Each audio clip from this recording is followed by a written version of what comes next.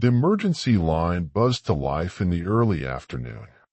I snatched it up, still thumbing through paperwork from a minor dust-up with Someday hikers earlier that morning. Cascade Mountains Ranger Station. Ranger Miller speaking, I said, wedging the phone between my ear and shoulder. The voice on the other end belonged to dispatch coordinator Karen Jenkins. Her usually unflappable tone now had a distinct edge of worry. Dave, we've got a missing person situation. 2 hikers, Chris and Sarah Rodriguez, haven't returned from a camping trip. They were supposed to be back 2 days ago. I straightened up in my chair. 2 days overdue. And the family just now reported it. They've been trying to call their cell phones repeatedly, but there's no service in that area. They were giving them some extra time since they've gone off-grid before, but now they're really worried. Any idea where they were headed? That's part of the problem, Dave. They didn't file a proper permit. From what the family said, they mentioned camping near Timber Creek. I closed my eyes for a moment. Timber Creek. Of course, it would be there. The area was breathtaking, but isolated with its sheer ravines and unpredictable weather. In my 15 years working these mountains, I'd learned to respect that section of the park more than most. Send me everything you have, I said. I'll grab Charlie, and we'll head out right away. After hanging up, I grabbed my park-issued phone and called Charlie Wilson. He answered on the second ring. Charlie, we've got a search and rescue. Missing couple near Timber Creek. Can you meet me at the station in 20 minutes? Timber Creek. His voice sharpened with recognition. I'm on my way. While I waited for Charlie, I pulled the topographical maps of the Timber Creek region from our files. The email from Karen arrived with the basic info on the Rodriguez couple, both in their early 30s, experienced hikers according to their family, but they'd ventured into restricted camping territory without the required permits. She'd attached a photo their family had provided, a smiling couple with their arms around each other, standing on what looked like another mountain trail from a previous trip. I spent the next 15 minutes gathering essential equipment, GPS units, first aid supplies, emergency rations, extra water, and our most powerful handheld radios. Our satellite phone went into my pack. Cell service was non-existent in the backcountry. Charlie arrived right on time, his truck pulling into the lot outside the ranger station. He walked in looking ready for action, already in his uniform, hiking boots laced up tight. What have we got? He asked, immediately helping me organize the gear. Chris and Sarah Rodriguez, married couple, early 30s. Experienced hikers, according to the family, but they went out without permits. Last known destination was somewhere near Timber Creek. Charlie paused. That's the 3rd case near Timber Creek in, 10 years? 4th, I corrected. There was that solo hiker back in 2018. They found him eventually. Exposure and a broken leg after going off trail. Right. And the others? I zipped up my pack.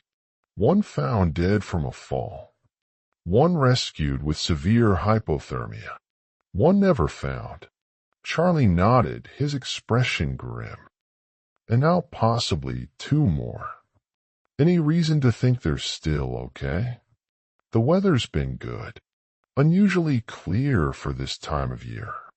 And if they're actually experienced like the family claims, they might have just gotten turned around or sustained a minor injury that's slowing them down. I handed Charlie the case file Karen had compiled, including the couple's photo and contact information for their family members. You finish loading up the truck. I want to check one more thing. While Charlie loaded our gear, I pulled up our incident database and reviewed the previous Timber Creek cases. Something about this situation was making me uneasy. The weather had been stable, and if the Rodriguez couple truly were experienced hikers, they should have been fine, even without permits. People broke the rules all the time to camp in restricted areas, usually without incident beyond a citation, when we caught them. When I walked out to the parking lot, Charlie had finished loading the truck. He tossed me the keys. He knew I preferred to drive on search operations. As we pulled away from the station, Charlie reviewed the notes. Says here they drove a blue Honda CRV, license plate included. We should check the trailhead parking lot first. Good thinking, I said, taking the turn onto the main road that would lead us to the eastern access point for the Timber Creek Trail system. The drive took almost an hour, winding through increasingly remote forest roads. As we traveled, I filled Charlie in on my unease. I can't put my finger on it, but something feels off about this one, I said, keeping my eyes on the narrow road. Most unauthorized campers are just looking to avoid fees or want to feel like they're breaking the rules a little. They still stick close to the main trails. But Timber Creek is different, Charlie noted. It's not just off limits for fee reasons. The terrain there is legitimately dangerous. Exactly. Why would experienced hikers choose that spot? The views aren't any better than the approved camping areas. Charlie tapped his fingers on the dashboard. Maybe they didn't know it was restricted. Possible, but the signage is pretty clear at all the access points. We drove in silence for a few minutes, both of us thinking through the possibilities. You know what bothers me most? I finally said, 3 people have gone missing in that area in the past decade. That's not normal, even for backcountry statistics. You think there's something specific about that location besides the obvious terrain risks? I shrugged. Not sure, but I've hiked every trail in this park, and something about Timber Creek has always felt. I don't know. Different. Charlie knew me well enough not to dismiss my instincts, even when I couldn't articulate them clearly. We've been working together for 6 years, and he'd seen those hunches pay off before. The road narrowed further as we approached the trailhead, the tall pines creating a tunnel effect around us. The afternoon was wearing on, shadows growing longer across the forest floor. We had maybe 5 hours of good daylight left, not enough for a thorough search today, but enough to get started and establish a baseline for tomorrow. We pulled into the small clearing that served as a parking area for the Eastern Trail access. 3 other vehicles sat in the lot, a park maintenance truck, a red Subaru with a local hiking club sticker, and a blue Honda CRV. That's their car, Charlie said, pointing to the Honda. Matches the plate number from the report. I parked beside it, and we both got out. The Honda was coated in a light layer of dust, clearly having sat there for several days. I peered through the windows. Nothing unusual visible inside, just a sweater tossed across the back seat, a couple of empty water bottles in the cup holders. At least we know they started from here, I said, turning to survey the trailhead. The main path led west into dense forest with a wooden sign marking the official trails and their distances.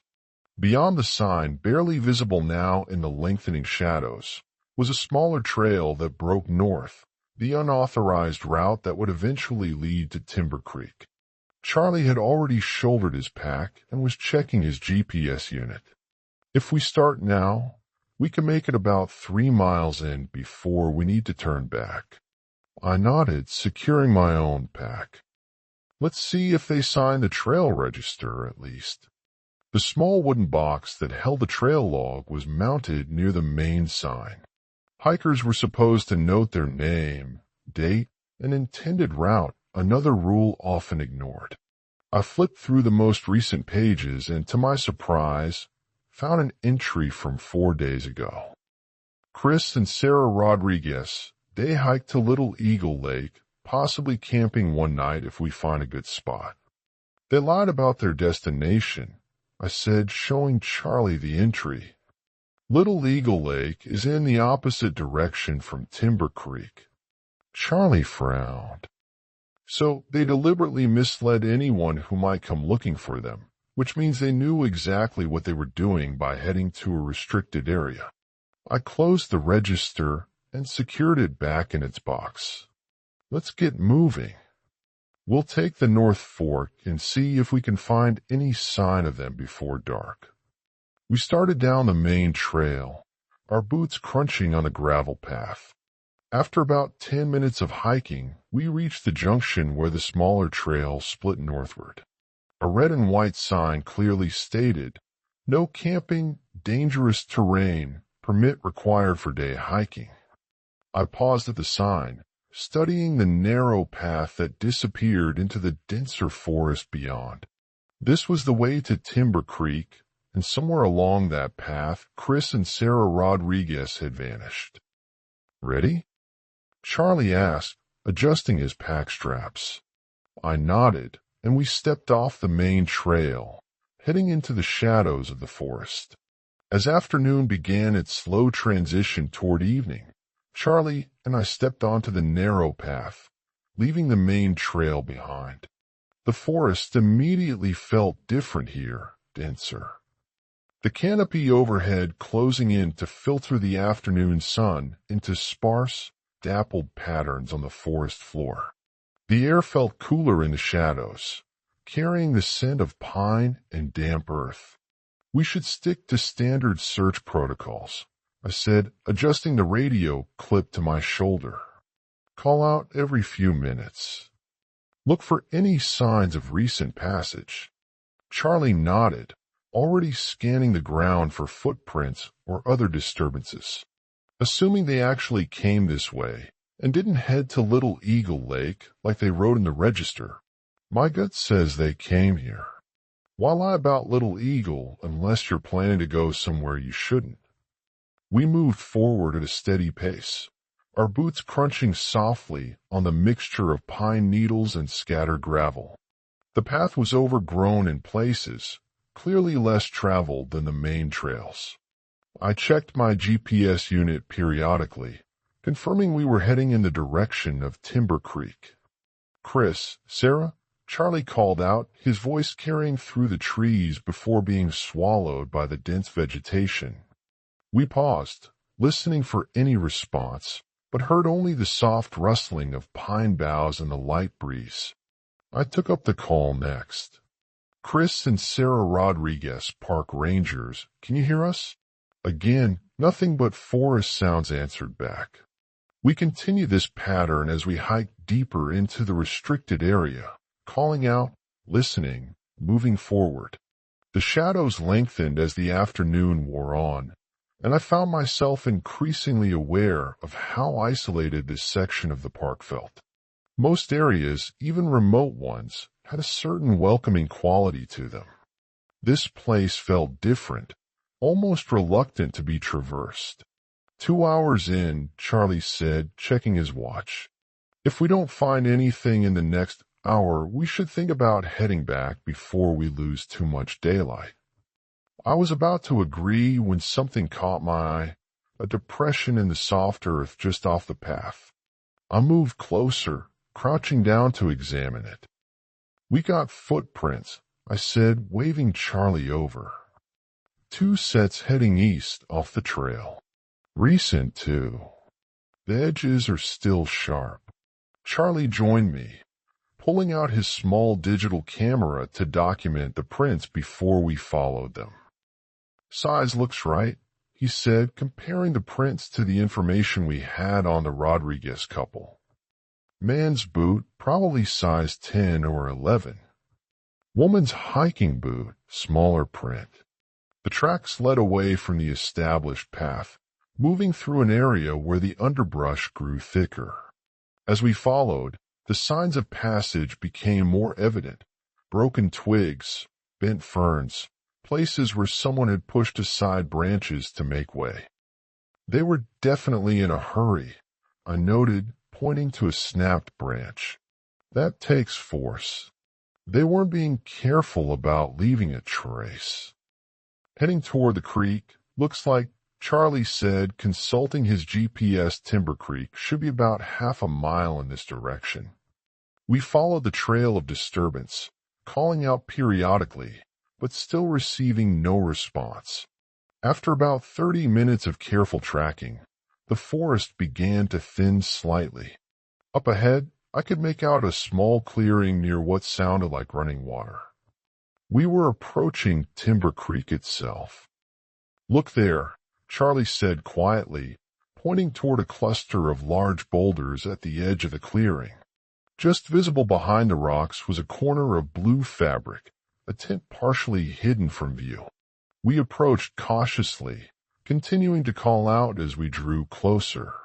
"Chris, Sarah, this is Park Ranger David Miller. We're here to help." The campsite came into full view as we rounded the boulders, and I immediately felt a chill that had nothing to do with the temperature. The site looked as though the occupants had vanished in the middle of everyday activities. A blue two-person tent was set up in a flat spot behind a cluster of boulders, its front flap unzipped and hanging open. 2 sleeping bags lay inside, one neatly arranged, the other rumpled as if someone had just gotten out of it. Outside, a small camp stove sat on a flat rock with a pot of water and an open package of dehydrated food beside it. A circle of stones contained the ashes of a recent fire, still slightly warm when I held my hand near them. "They haven't been gone long," I said, noting the state of the campfire. "Maybe a few hours at most." Charlie had already pulled on a pair of latex gloves from his pack and begun a methodical inspection of the site, photographing everything before touching it. "Got a wallet here," he said, carefully picking up a brown leather billfold from near the fire pit. He opened it and checked the contents. "Belongs to Christopher Rodriguez. Driver's license, credit cards, about $60 in cash. All still here." I moved toward the tent, peering inside without entering. "There's a person here." Charlie joined me, taking photos of the tent interior before reaching in to retrieve the small bag. Inside was Sarah Rodriguez's identification, a compact mirror, lip balm, her phone, and her wallet containing several credit cards and cash. "So we can rule out robbery," Charlie said, returning the purse to its original position after documenting it. What troubled me most was when I spotted, hanging from the tent's interior loop, a carabiner with several keys attached, including what was clearly a car key fob. "They're car keys," I said, pointing them out to Charlie. "They left everything behind: money, ID, transportation." Charlie photographed the keys in place, almost like they stepped away, expecting to come right back. We continued our survey of the campsite. The couple's heavy jackets were still in the tent, along with extra clothing and a small first aid kit. Their backpacks rested against one of the boulders, containing additional supplies, food, and water purification tablets. "No hiking boots in the tent," Charlie noted. "And I don't see them around the campsite either." "So they were wearing their boots when they left," I said, "but didn't take their jackets, even though temperatures drop significantly at night up here." I unclipped the radio from my shoulder and called in to dispatch. "This is Ranger Miller. We've located the Rodriguez campsite near Timber Creek. The camp appears abandoned, but intact. No sign of the couple, but all valuables and essential gear remain at the site." The radio crackled with Karen's response. "Copy that, Ranger Miller. Do you need additional personnel for a search operation?" I looked at Charlie, who nodded. "Affirmative. Request search team for first light tomorrow. We'll continue looking until dark, but we're losing daylight." "Copy." We'll organize a team for 0600 hours tomorrow. Please provide coordinates for rendezvous. I read off our GPS coordinates and confirmed the transmission was received. As I clipped the radio back to my shoulder, Charlie had finished his initial documentation of the site. "I've got good photos of everything," he said. "Where do you want to start looking?" I surveyed the area around us, trying to think like the missing hikers. They left in their boots, but without jackets or supplies. That suggests they weren't planning to go far. "Maybe they went to get water," Charlie suggested, gesturing toward the sound of the creek nearby. "Let's check it out," I agreed. We've got about 2 hours of usable daylight left. We'll search the immediate area, then head back to their campsite and reassess. As we moved toward the creek, I couldn't shake the feeling that something was very wrong about this situation. Experienced hikers don't abandon their campsites so completely, especially not without taking basic essentials. Whatever had drawn Chris and Sarah Rodriguez away from their camp, it hadn't given them time to prepare. And that worried me more than anything else we'd found so far. Charlie and I made our way from the campsite toward Timber Creek, following a well-worn path that suggested Chris and Sarah had traveled this route multiple times during their stay. The sound of rushing water grew louder as we approached, eventually bringing us to a small clearing where the creek tumbled over smooth rocks. The water ran clear and cold, about 15 feet across at its widest point. "No sign of them here," Charlie said, scanning the shoreline. I studied the area carefully, looking for any indication of recent activity. The ground near the water's edge showed footprints similar to those we tracked from the trail, likely Chris and Sarah collecting water for their camp, but nothing suggested distress or hurried movement. "Let's fan out a bit," I suggested. "You take upstream, I'll check downstream." We separated, staying within shouting distance as we searched along the creek banks. I moved slowly, keeping my eyes on the ground and surrounding vegetation for any signs of the missing couple. The light was fading faster now, shadows deepening beneath the tall pines. After about 10 minutes of methodical searching, I circled back toward the campsite, taking a slightly different path than we'd used to reach the creek. That's when something caught my eye, a small reflection among the pine needles about 20 feet from their tent. I approached carefully, crouching down to examine what appeared to be a digital camera partially buried under loose needles and forest debris. The black case was dirty but looked intact, though the lens cap was missing. I brushed away the needles, revealing a soil-covered display screen. "Charlie, I found something." He joined me quickly, his footsteps crunching on the forest floor. "A camera?" "Yeah," I confirmed, turning it over in my gloved hands. "Looks like it might still be working." Charlie knelt beside me, examining the device. "We should bag it and let the investigation team handle it tomorrow. Preserve the chain of evidence." I considered his suggestion, which aligned with standard protocol, but something felt wrong about waiting. If there's anything on here that could tell us where they went, we need to know now. The temperature drops fast up here after sunset. If they're injured somewhere. Charlie hesitated, weighing procedure against the urgency of the situation. "You're right. We can document that we viewed it in the field under emergency search conditions." He reached into his pack and pulled out a small tablet device. "I've got a card reader. We can transfer the files without handling the memory card too much." I carefully brushed more dirt from the camera and powered it on. The screen lit up, showing a low battery, but otherwise functioning normally. Charlie connected it to his tablet using a cable from his kit, and we transferred the files. "Looks like about 50 photos and 1 video file," he said, opening the first image on his tablet.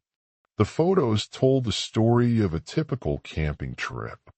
The first set showed Chris and Sarah setting up their tent, both smiling as they worked together. Later images capture them cooking meals over the camp stove, sitting by their fire, and hiking along what appeared to be Timber Creek. They looked happy and relaxed, taking selfies with mountain views in the background. Timestamps show these were taken over 3 days, Charlie noted, swiping through the images. Last batch from yesterday evening. The final photos showed Sarah arranging wood for their fire as the daylight began to fade. They appeared completely normal, no signs of concern or anything unusual in the background. What about the video? I asked. Charlie tapped the video file, and it began to play on his tablet. The quality was good, clearly showing Sarah kneeling beside their campfire, adding small sticks to build up the flames. Chris was filming from near their tent, about 10 feet away. The sky visible in the background showed dusk approaching, matching the time of the last photos. That should catch, Sarah said on the video, sitting back on her heels as the fire began to take hold. We can heat up dinner in about. She stopped mid-sentence, her head turning sharply toward the tree lean beyond their camp. For several seconds, she simply stared into the forest, her body perfectly still. The audio picked up a sound, something I couldn't immediately identify. Not quite an animal call, but not human either. It was a series of low, rhythmic sounds that seemed to pulse through the forest. What is that? Sarah whispered, rising to her feet. I don't know. Chris's voice came from behind the camera. Maybe a coyote or someone else camping nearby.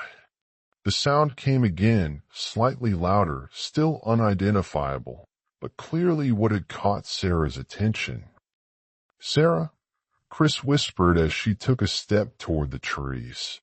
Come back to the fire. She didn't respond, instead taking another step toward the forest edge. The camera moved as Chris apparently stood up, following her. Sarah, seriously, his voice was tense now. Let's just stay by the fire. She kept walking, moving away from the safety of their camp and toward whatever was making those strange sounds. The video became shaky as Chris followed her, the camera bobbing with his movement. Sarah, wait, he called, a note of fear entering his voice. The final seconds of footage showed Sarah approaching the tree lean, her back to the camera as she moved with purpose toward the source of the sound. Then came a sudden jarring motion, a loud crash, and the screen went black. The video ended there. Charlie and I sat in silence for a moment, processing what we just witnessed.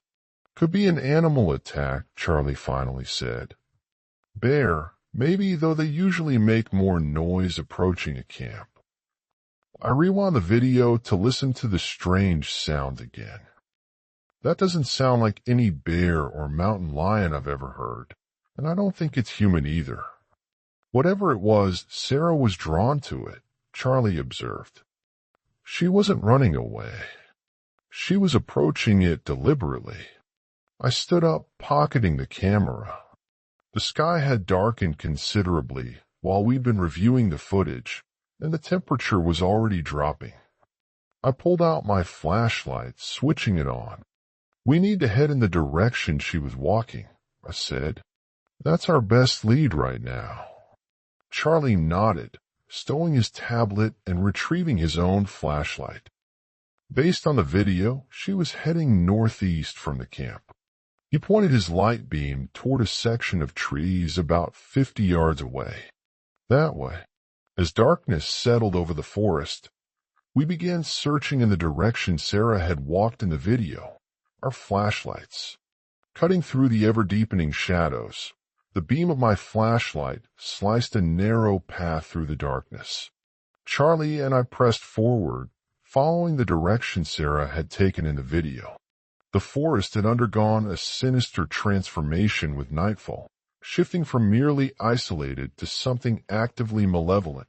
Shadows seemed to coalesce between the trees, and the temperature had plummeted to the point where I could see my breath forming ghostly clouds in the flashlight's beam.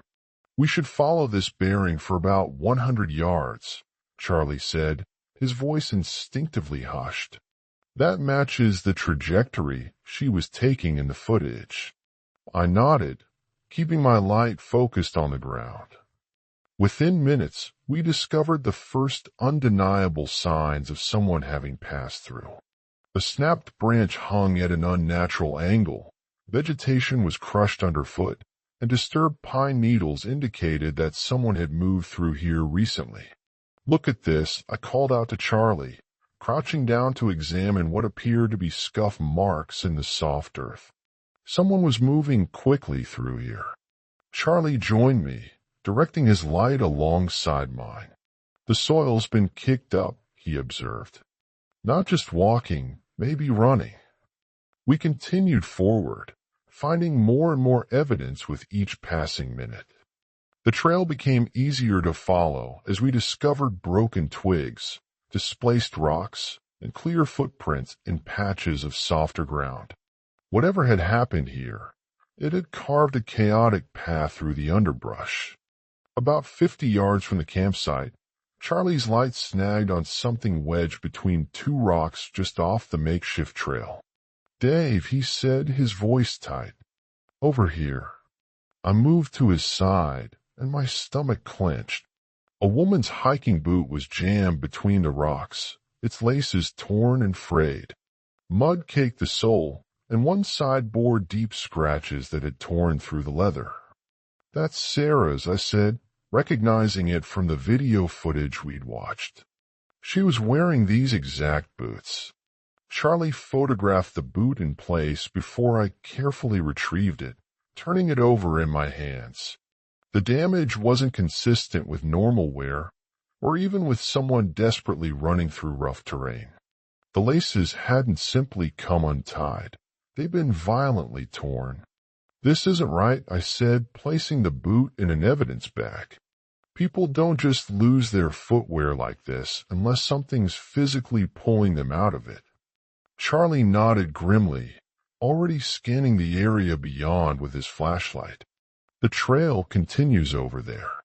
We pressed on, our lights revealing a path that grew increasingly erratic. The signs no longer suggested someone walking or even running normally. The pattern showed stumbling, falling, and what appeared to be desperate scrambling.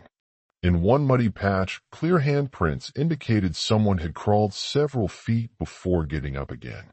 I paused at this spot, shining my light in a wider arc around the area. That's when I noticed something else. Unusual markings pressed into the soft earth nearby. Deep gouges ran parallel to the human tracks, but they matched no animal print I'd seen in 15 years of backcountry work. "Charlie, what do you make of these?" I asked, directing my light toward the strange impressions. He crouched beside me, studying them carefully. "Not bear, not mountain lion," he said finally. He reached out, hovering his hand over one impression without touching it. "Too large for anything native to this region, and the pattern's all wrong." I took several photos with my digital camera, making sure to include a scale marker for my pack. The impressions were nearly twice the size of a large grizzly track, but had an elongated shape with what appeared to be claw marks extending several inches beyond the main print. "Let's keep moving," I said, standing up. "We're losing time." We followed the chaotic trail for another 100 yards, the elevation gradually increasing as we moved away from the campsite. The vegetation thinned slightly as we approached what appeared to be a rocky outcropping. Our flashlight beams revealed a sudden drop just ahead, a steep ravine cutting through the landscape. Charlie and I stopped at the edge, sweeping our lights down into the darkness below. The canyon wasn't particularly wide, perhaps 30 feet across, but it dropped at least 40 feet to a rocky stream bed below.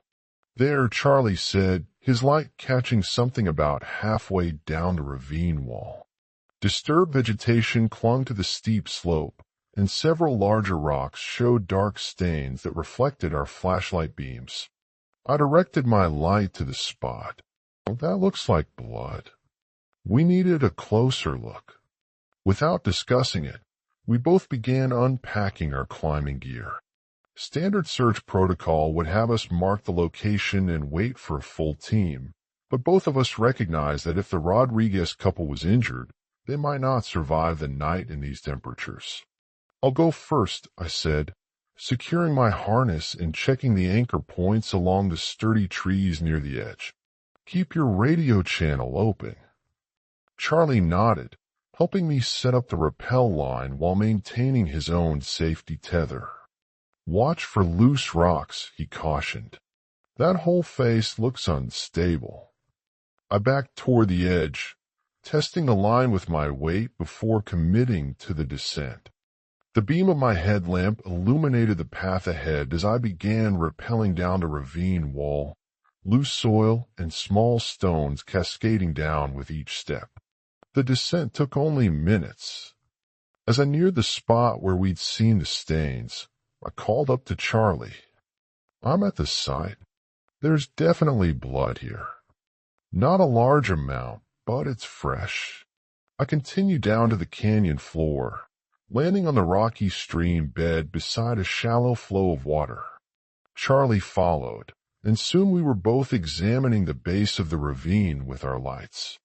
"Over there," Charlie said, pointing his beam toward a jagged rock outcropping about 20 feet upstream.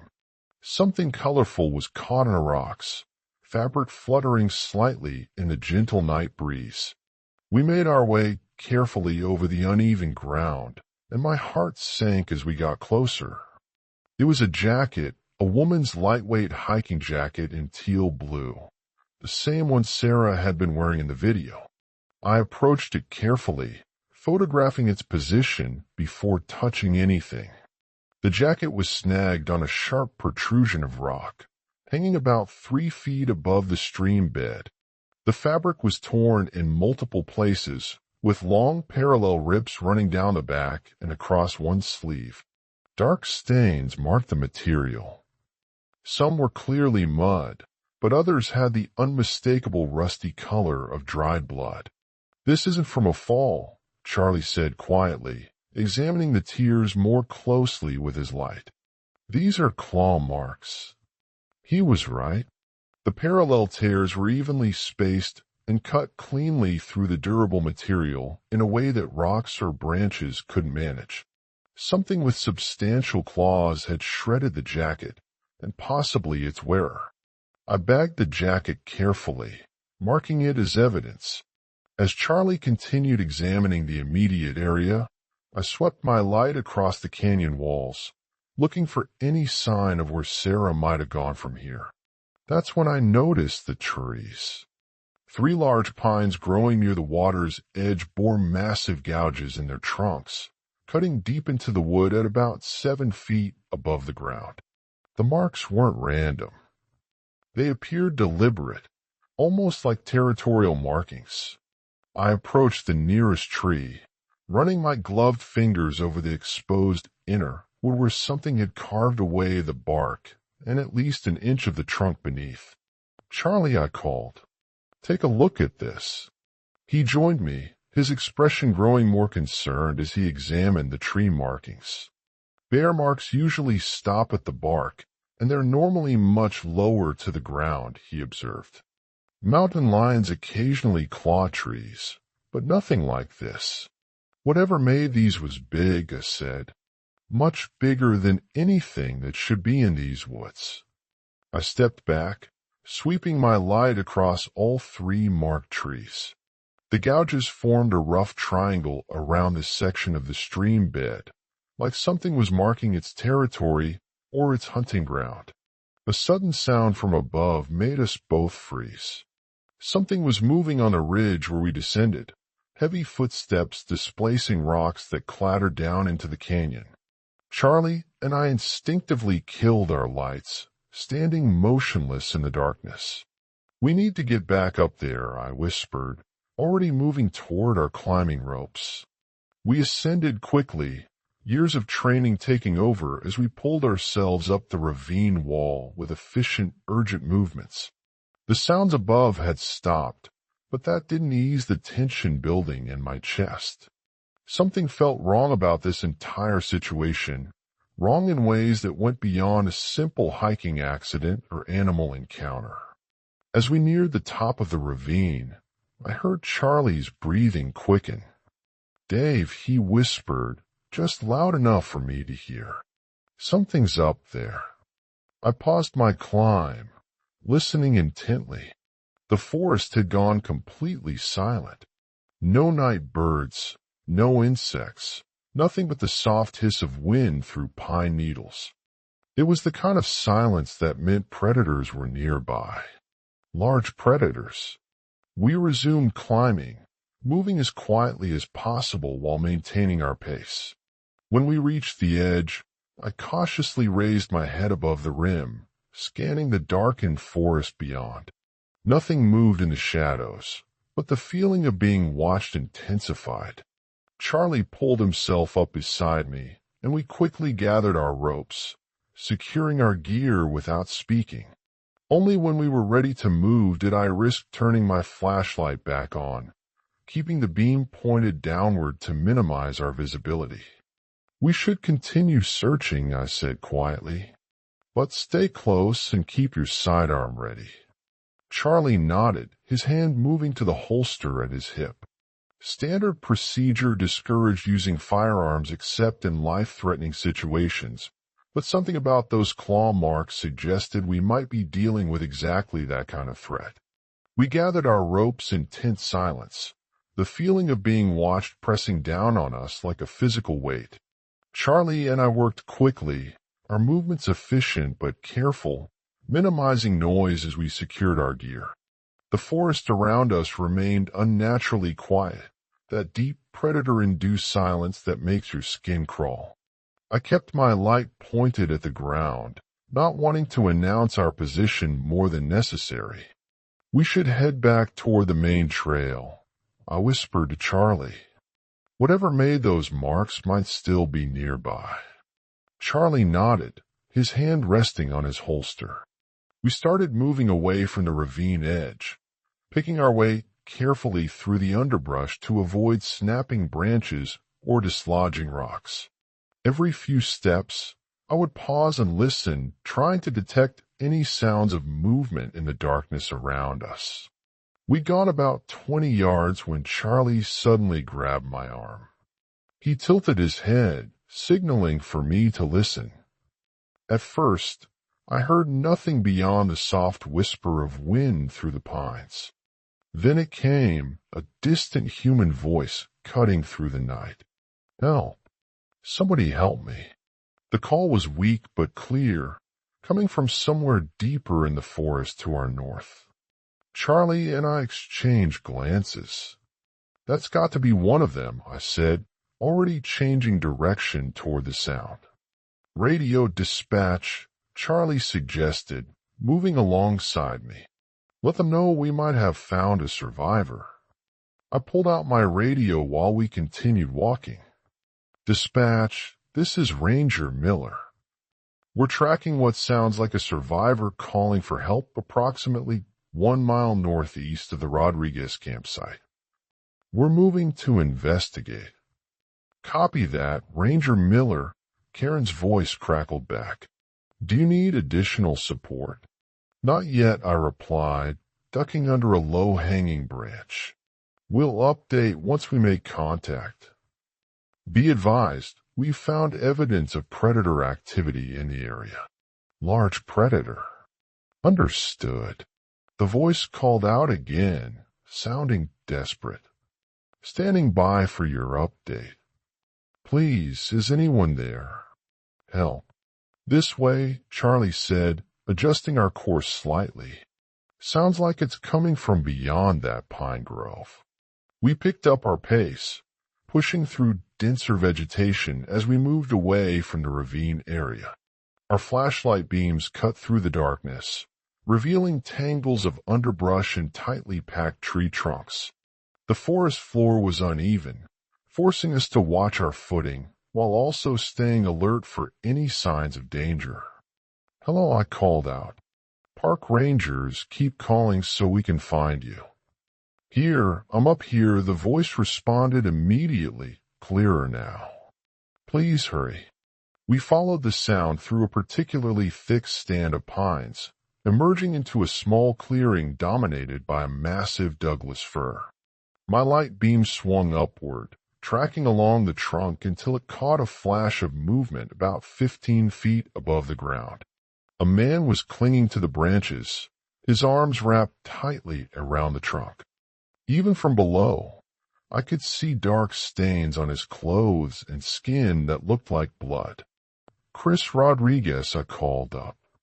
"Yes," his voice cracked with emotion. "Please get me down." "Is it gone? Did you see it?" "We haven't seen anything," Charlie assured him, already dropping his pack to retrieve our portable ladder. "We're going to get you down safely." I kept my flashlight trained on Chris while Charlie assembled the ladder. The beam illuminated his terrified face and the numerous scratches visible on his arms and cheeks. His clothing was torn in multiple places, and he was shivering violently despite the physical exertion of holding himself in the tree. "Chris, I'm Ranger Dave Miller, and this is Ranger Charlie Wilson," I said, keeping my voice calm and steady. "We're here to help you." "Are you injured?" "They got Sarah," he said, his voice breaking. "It took her. We need to go. We can't stay here." "We're going to get you down first," I said. "Then we'll get you to safety." Charlie positioned the ladder against the trunk, securing it as best he could on the uneven ground. "It's ready," he told me. "Chris," I called up, "we got a ladder set up for you. I need you to very carefully let go of the trunk and find the top rung with your foot. Can you do that?" He nodded jerkily, but didn't move. "Take your time," I encouraged him. "We're right here. We won't let you fall." He finally loosened his grip on the trunk, his movements stiff and pained as if he'd been in the same position for hours. Slowly, he maneuvered one foot onto the ladder, testing it with his weight. "Oh, that's it," I said. "Now the other foot." "We've got you." Charlie steadied the ladder while I stood close by, ready to catch Chris if he slipped. His descent was slow and awkward, his limbs clearly numbed from cold and fear. When he reached the bottom rung, his legs gave out, and I caught him before he could collapse entirely. The moment his feet touched the ground, he broke down. His body shook with violent sobs as he clung to my jacket. "It killed her," he repeated between gasps. "It killed Sarah. We have to go. Please, we have to go." I supported his weight while Charlie quickly packed up the ladder. "We're going to get you out of here," I promised, guiding him to sit on a fallen log. "But I need to look at your injuries first." His face and arms were covered in scratches, some deep enough to need stitches. A particularly nasty gash ran across his forehead, and dried blood matted his hair on one side. I pulled out my first aid kit and began cleaning the worst of the wounds. "Charlie, radio dispatch," I said. "We need medical evacuation as soon as possible." Charlie nodded and stepped away to make the call while I continued tending to Chris's injuries. "Can you tell me what happened?" I asked gently, applying the antiseptic to a deep scratch on his forearm. Chris's breathing was still erratic, but he made an effort to calm himself. "We were at our campsite. Sarah heard something in the woods, some kind of sound we couldn't identify. She wanted to check it out. This matched what we'd seen in the video footage." I nodded encouragingly as I wrapped a bandage around his arm. "I followed her with the camera," he continued. "She kept walking toward the trees. I told her to come back, but she wouldn't listen. It was like she was drawn to it. He paused, his eyes unfocused as he relived the memory. Then what happened? I prompted softly. I tripped over a root and dropped the camera. When I looked up, this thing came out of the darkness. His voice dropped to a whisper. It was huge, bigger than any bear I've ever seen, but it didn't move like a bear. It moved like it knew exactly what it was doing. Charlie returned, having completed the radio call. Medical team is assembling. They'll meet us at the main trail junction as soon as possible. I nodded and turned back to Chris. What happened after you saw the creature? Chris swallowed hard. It went straight for Sarah, not charging like a normal attack, more like it was hunting her specifically. She screamed and tried to run, but it caught her in seconds. His voice broke again. I ran toward them, yelling, trying to distract it. The thing turned and came at me instead. He pulled up his torn pant leg, revealing deep, parallel gashes on his calf. It swiped at me once before I could get away. I ran as hard as I could, but it was right behind me. The only reason I'm alive is because I made it to this tree. How long were you up there? Charlie asked. Hours, Chris said. It stayed below, circling, watching. It could have climbed up if it wanted to. I was sure it would, but it just waited like it was playing with me. Then, maybe an hour ago, it finally left. I finished bandaging the worst of his wounds and helped him to his feet. We need to move. Can you walk? He nodded weakly. Just get me out of here. Charlie took point while I supported Chris, who leaned heavily against me as we began making our way toward the main trail. Every few minutes, Chris would freeze, thinking he heard something in the forest around us. What exactly did this creature look like? I asked, partly to keep him talking and partly because we needed to know what we were potentially dealing with. Chris shook his head slightly. It was dark, but I could see enough. It was massive, way bigger than a grizzly. Its fur was patchy in places like it was diseased, and its movements. He shuddered. Animals don't move like that. It was calculating, watching, waiting. Did it make any sounds? Charlie asked from ahead of us. A kind of low rhythmic noise. Not a growl. Exactly, Chris agreed, relieved that someone else understood. More like, he struggled to find the words. Like something between a pulse and a call. That's what Sarah heard first, Chris continued. That's what drew her toward it. We continued moving through the forest, our progress slow but steady. Chris grew more lucid as we walked, the shock wearing off enough for him to provide clearer details. It dragged her toward the ravine, he said, his voice hollow. I heard her screaming for so long, even after I couldn't see them anymore. Then the screaming just stopped. This matched what we'd found, the trail leading to the canyon where we discovered Sarah's jacket. I didn't tell Chris about finding it yet. That conversation could wait until he received medical attention. You did everything you could, I told him quietly. He shook his head. I should have stopped her from walking into those trees. I knew something was wrong. We walked in silence for several minutes, the only sounds our footsteps on the forest floor and Chris's occasional sharp intake of breath when his injuries pained him.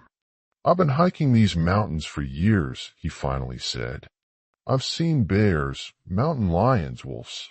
I know what lives out here, but this wasn't like anything natural. The way it watched me in that tree, it was almost like it was thinking, planning. Charlie glanced back at us, his expression troubled. We'll have wildlife experts investigate, he assured Chris. Whatever it was, we'll find it. Chris laughed bitterly. Good luck with that thing. It's smart. smarter than any animal should be. We continued through the darkness, each lost in our own thoughts. I kept replaying the evidence we'd found, the claw marks on the trees, the strange tracks, Sarah's shredded jacket. Nothing matched any predator behavior I'd encountered in 15 years of ranger work. As we neared the junction where the medical team would meet us, Chris stopped suddenly, gripping my arm with surprising strength. "You have to believe me," he said, his eyes wide and desperate. "This wasn't just some bear or mountain lion.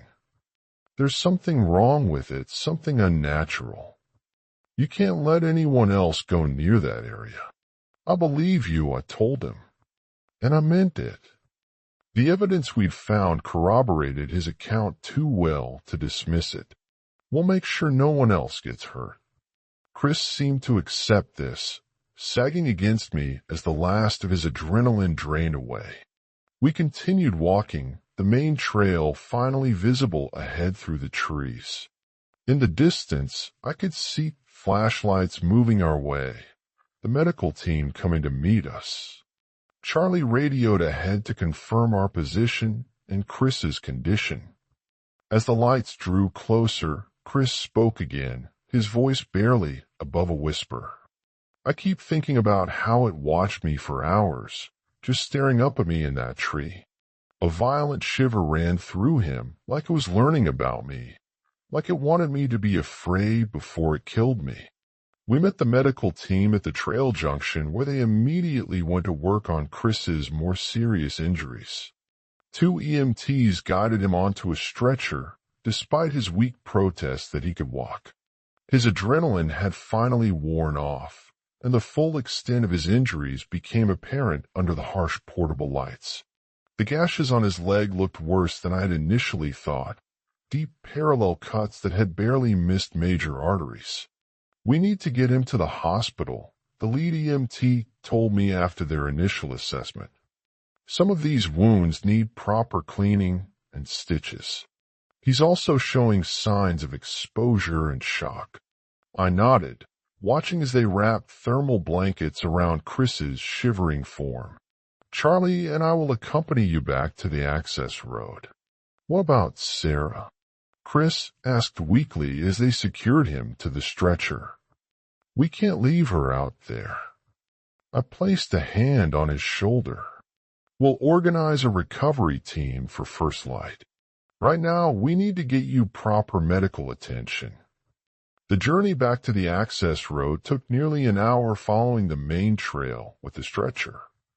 Chris drifted in and out of lucidity, sometimes mumbling about Sarah and other times describing the creature in broken sentences. Each time he mentioned it, the details remained consistent: enormous size, patchy fur, and movements that seemed calculated rather than instinctual. It wasn't hunting like a normal predator, he told me during one of his more coherent moments. It hunted us like it knew exactly what it was doing. Charlie walked ahead with one of the EMTs, clearing the path of any obstacles.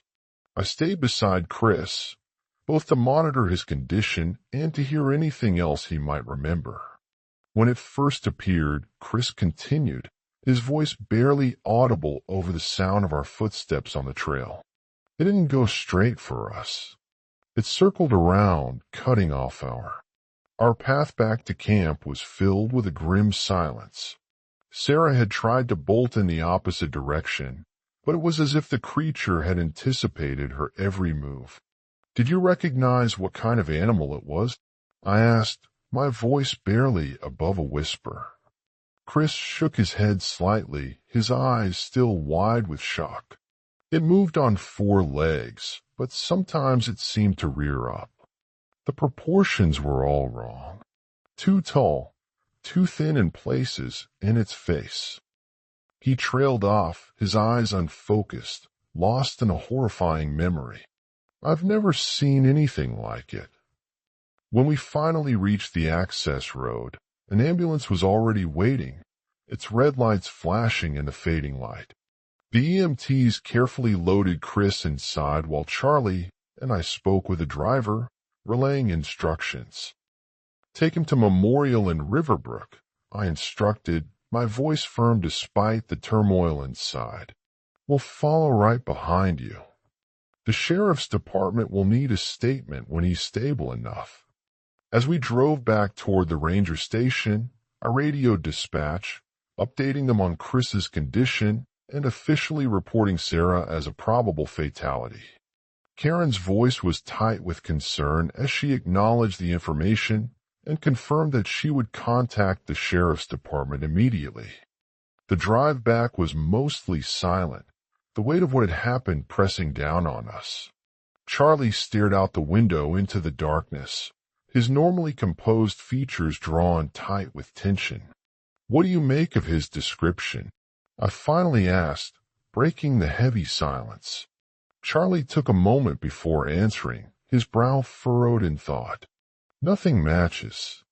Not a bear, not a cat, not a wolf.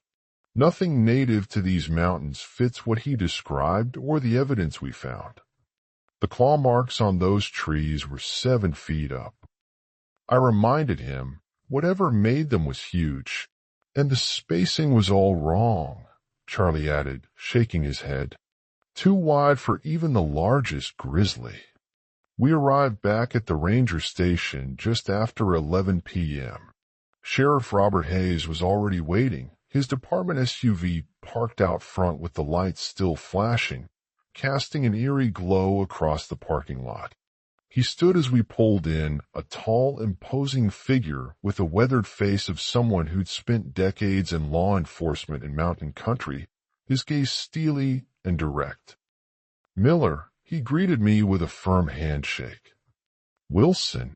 Karen, fill me in on the basics. "Sounds like we've got a situation." I nodded grimly, the reality of the situation weighing heavily on me. Chris Rodriguez is on his way to Memorial. His wife, Sarah, is still missing, but based on the evidence in his account, we're treating this as a probable fatality. Hayes's expression darkened, his jaw tightening. "And the animal?" "Unknown," Charlie answered, his voice grave. "But dangerous. Definitely not typical predator behavior." We headed inside, where I pulled up the digital files from the camera we'd found. Hayes watched intently as we played the video footage showing Sarah walking toward the tree lean, her curiosity piqued by something unseen. "And this is right before the attack?" he asked, his eyes fixed on the screen. "Yes. Chris says he dropped the camera when he tripped right after this cuts off." Hayes leaned closer to the screen, listening to the strange, unsettling sounds that had drawn Sarah's attention. "Never heard anything like that," he muttered, shaking his head. "Neither have we," Charlie said, his voice low. "Chris claims the creature makes those sounds deliberately, almost like a lure." I pulled out the topographical maps of the Timber Creek area and spread them across the table, the lines and contours of the landscape suddenly taking on a sinister significance. "We found Sarah's jacket here," I said, pointing to the ravine. "And Chris was hiding in a tree about half a mile northeast of that location." Hayes studied the map, his brow furrowed. "Rough country, lots of places to hide. Based on what we found in Chris's account, I'd estimate the creature's territory covers at least this 5-mile radius." I traced a circle on the map, centered roughly on the upper portion of Timber Creek. "We need to close that entire section," he said immediately, his voice firm and decisive. "No hikers, no campers, nothing until we figure out what we're dealing with." Charlie had moved to a computer terminal and was pulling up incident reports from the past month, his fingers flying across the keyboard. "I'm checking if there have been any other unusual sightings or encounters." While Hayes continued examining the maps, I joined Charlie at the computer, my heart sinking with each passing moment. He had pulled up several reports flagged for unusual animal activity. 3 separate incidents, he said, pointing to the screen. All within the last month, all in the same general area as the Rodriguez attack. I leaned closer to read the details, my stomach churning with a growing sense of dread. The first report was from a solo hiker who claimed something large had stalked him for nearly 2 miles along the Eastern Ridge Trail. He never got a clear look at it, but described hearing unusual vocalizations that didn't match any known wildlife. The second report came from a couple who abandoned their campsite in the middle of the night after hearing something circling their tent for hours. They reported finding large tracks the next morning, but couldn't identify what animal had made them. The third incident involved a group of college students who were day hiking near Little Eagle Lake. They reported seeing what they initially thought was a bear moving through the trees ahead of them, but noted that its movement patterns and size seemed abnormal. They immediately turned back and reported the sighting when they returned to the trailhead. All 3 incidents were within 5 miles of today's attack, Charlie said, pulling up a digital map and marking each location. And all described similar behaviors: stalking, unusual sounds, and deliberate movement patterns. Hayes joined us, studying the screen with a frown etched on his face. Why wasn't this pattern flagged earlier? Each report was filed individually with different rangers, I explained, the frustration evident in my voice. The first 2 were classified as probable bear encounters. The third was logged but not elevated since there was no direct threat or contact. The hospital called while we were reviewing the reports, the ringtone cutting through the tense atmosphere of the room. Chris had been stabilized and treated for his injuries, which included multiple deep lacerations, mild hypothermia, and shock. The doctor cleared him for a brief interview. Hayes prepared to head to the hospital, his movements purposeful. "I want to come with you," I said, my voice firm. "I need to hear his full account now that he's more stable." Hayes nodded, his gaze meeting mine. "Wilson, can you stay here and coordinate with dispatch? We need to get notices out about the area closure and start assembling a recovery team for morning." Charlie agreed, already reaching for the phone, his mind already racing through the logistics. "I'll have everything ready by the time you get back." On the drive to the hospital, Hayes and I discussed the logistics of the next day's search, the details feeling both urgent and surreal. "We should assemble at the eastern access point at 6 a.m., he said, his voice steady. "I can bring 4 deputies, and the volunteer search and rescue team has already been alerted. The terrain where we found Sarah's jacket is rough." I warned him, the image of the ravine still vivid in my mind. "And based on the evidence, there's a good chance her body may have been moved or partially consumed." Hayes's expression remained professionally neutral, but his knuckles whitened on the steering wheel, betraying the tension he was feeling. "I've seen animal attacks before, Miller. We'll handle it."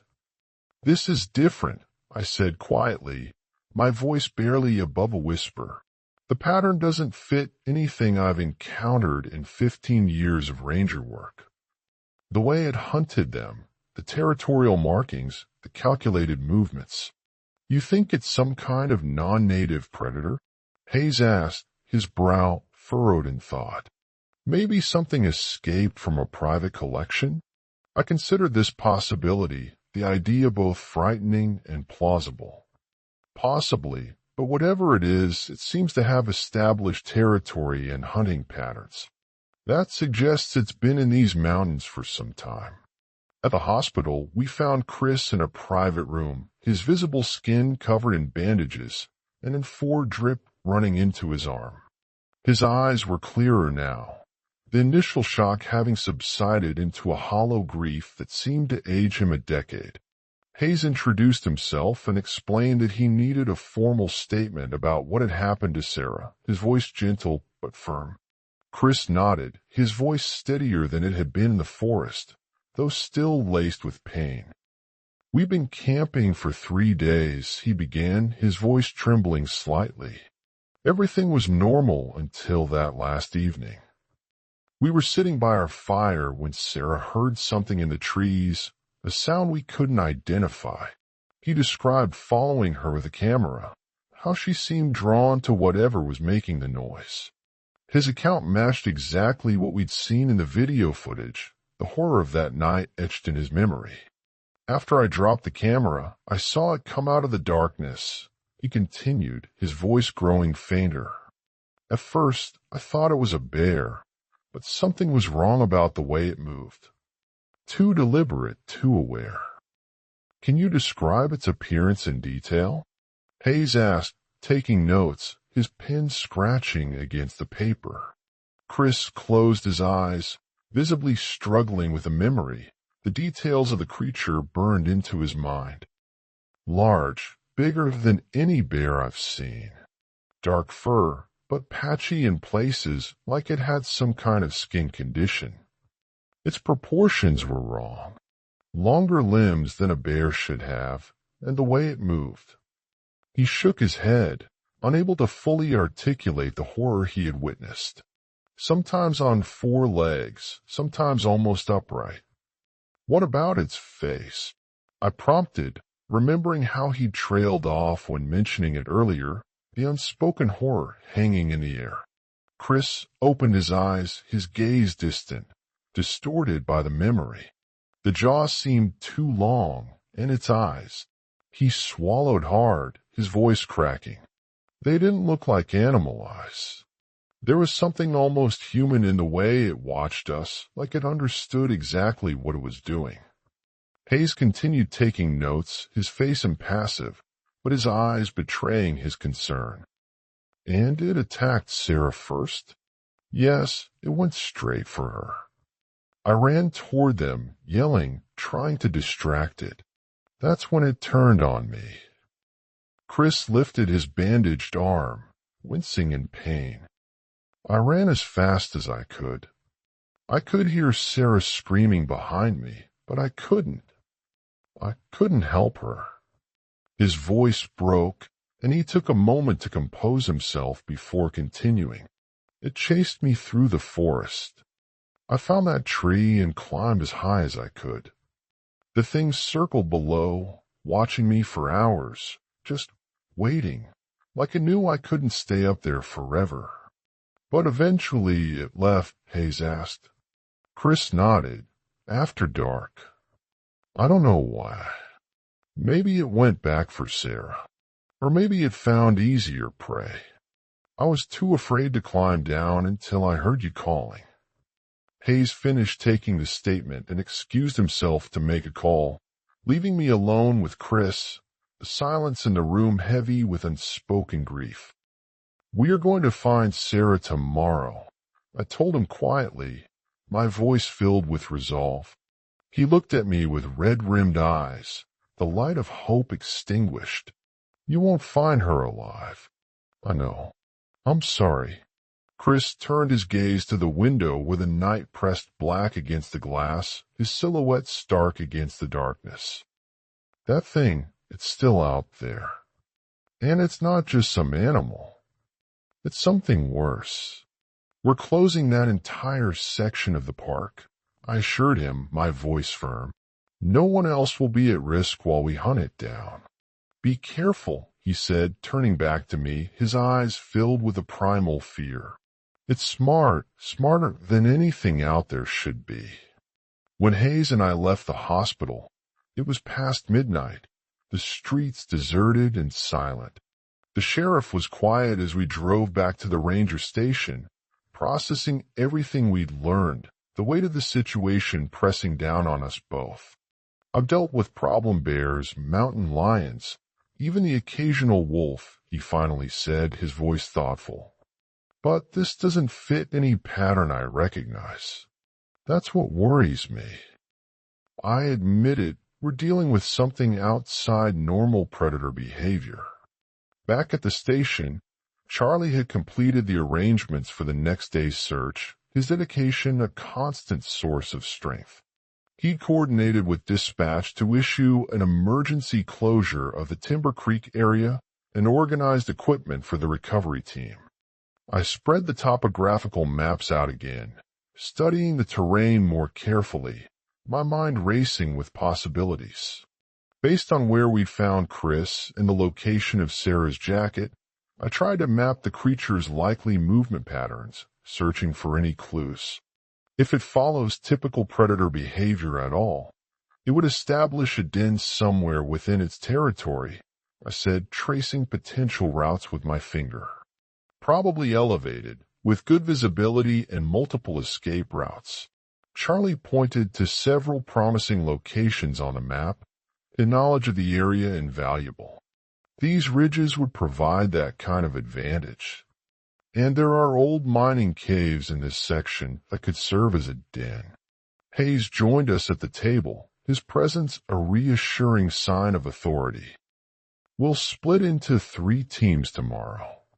One to recover Sarah's body, one to secure the perimeter of the affected area, and one to track this thing to its den if possible. I want to bring in wildlife experts, I said, the need for specialized knowledge growing more urgent. Whatever this is, we need specialized knowledge to deal with it. Hayes nodded, his agreement a relief. I'll contact the state wildlife department first thing in the morning. They can dispatch someone to assist with identification and tracking. As our planning session wrapped up, Charlie showed me one last piece of information he discovered, his dedication unwavering. A report from nearly a year ago described unusual animal remains found near the northern boundary of our jurisdiction, a deer carcass that had been killed and partially consumed in a manner inconsistent with known predators. The report was filed but never investigated further. Charlie explained that it was assumed to be coyotes or possibly feral dogs, a mistake that now seemed tragically significant. I studied the location on our map, noting that it fell just within the circle Charlie had drawn connecting the recent incidents. This thing has been here longer than we thought, I said quietly, the realization sinking in. Establishing territory, learning the area, maybe even observing human behavior. That's what makes it so dangerous, Charlie replied, his voice low and serious. Whatever it is, it's not just passing through. It's hunting here deliberately. Hayes left shortly after, heading home for a few hours of sleep before the recovery operation, his responsibility weighing heavily on his shoulders. Charlie and I remained at the station, preparing equipment and reviewing maps until exhaustion finally caught up with us, our commitment unwavering. We took turns napping in the break room chairs, neither of us willing to leave the station with so much preparation still needed for morning, the safety of the community our top priority. As I tried to sleep during my shift, my mind kept returning to the claw marks we'd found on those trees, 7 feet up, deliberate and methodical, a chilling display of power. And to Chris's description of the creature watching him, waiting with an intelligence no wild animal should possess, its eyes like those of a predator. I couldn't shake the unsettling feeling that whatever was hunting in our mountains, we were only beginning to understand its capabilities. I woke to Charlie gently shaking my shoulder, his touch gentle but firm. Gray light filtered through the blinds of the break room window, signaling the start of a new day, a day filled with uncertainty and danger. It's 5:30, he said, holding out a steaming mug of coffee, the aroma a welcome comfort. Teams assembling in 15 minutes. I straightened in the uncomfortable chair, wincing at the stiffness in my neck from the awkward sleeping position, the lack of sleep taking its toll. The 3 hours of restless sleep had done little to refresh me, but the coffee helped bring my thoughts into focus, clearing the fog from my mind. As I took a long sip, the previous day's events came rushing back. The abandoned campsite, the disturbing video, rescuing Chris from the tree, and the horrifying evidence of whatever had attacked them. Hayes called. Charlie said, his voice matter-of-fact as he continued gathering his gear, his efficiency a constant reassurance. He's bringing 4 deputies and the county medical examiner. Search and rescue volunteers are meeting us at the trailhead. I drained half the mug and stood, stretching my sore muscles, trying to shake off the weariness. Let me wash up and grab some food. I'll meet you out front. In the small bathroom, I splashed cold water on my face and stared at my reflection, the image staring back gaunt and tired. Dark circles shadowed my eyes, and my ranger uniform was wrinkled from sleeping in it, a visible sign of the strain. I did my best to make myself presentable, knowing that appearances mattered when leading a team into a potentially dangerous situation. The need to project confidence paramount. The station's kitchen offered little beyond granola bars and instant oatmeal, a testament to the Spartan existence of a ranger. I wolfed down 2 bars while checking my equipment, making sure every detail was accounted for. Fresh batteries in my flashlight, full water bottles, first aid supplies, and my sidearms securely holstered. I rarely needed my gun in the field, but after what we'd seen yesterday, I wasn't taking any chances, the stakes far too high. Charlie was waiting by our truck, loading the last of our gear, his movements precise and efficient.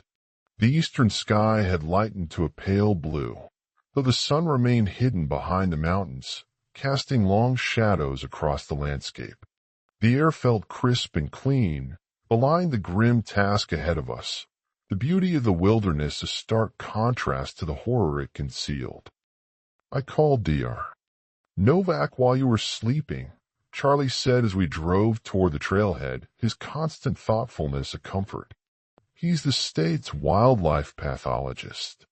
I sent him the photos of the tracks and claw marks. He's interested in what we found, but wouldn't commit to any theories over the phone. Did you mention Chris's description of the creature? I asked, my voice filled with concern. Charlie nodded.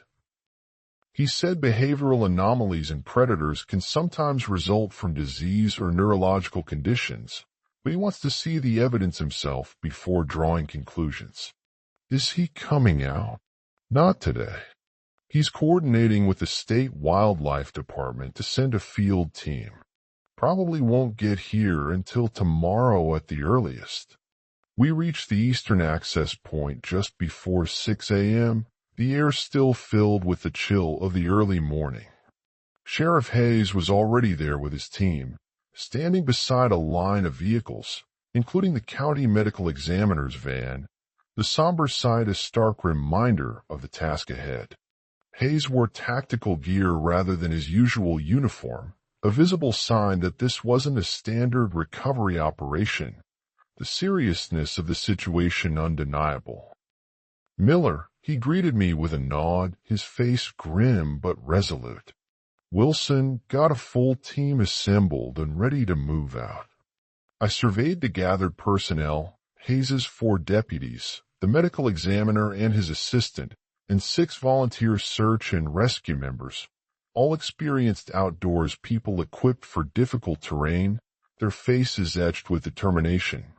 Hayes outlined a plan, pointing to locations on a map spread across his vehicle's hood, his voice clear and authoritative. We'll proceed to the Rodriguez campsite first, then split into 2 teams. Team 1 will follow Miller to the ravine where Sarah's jacket was found to begin our primary search. Team 2 will establish a perimeter and sweep the surrounding area for additional evidence. The medical examiner, Dr.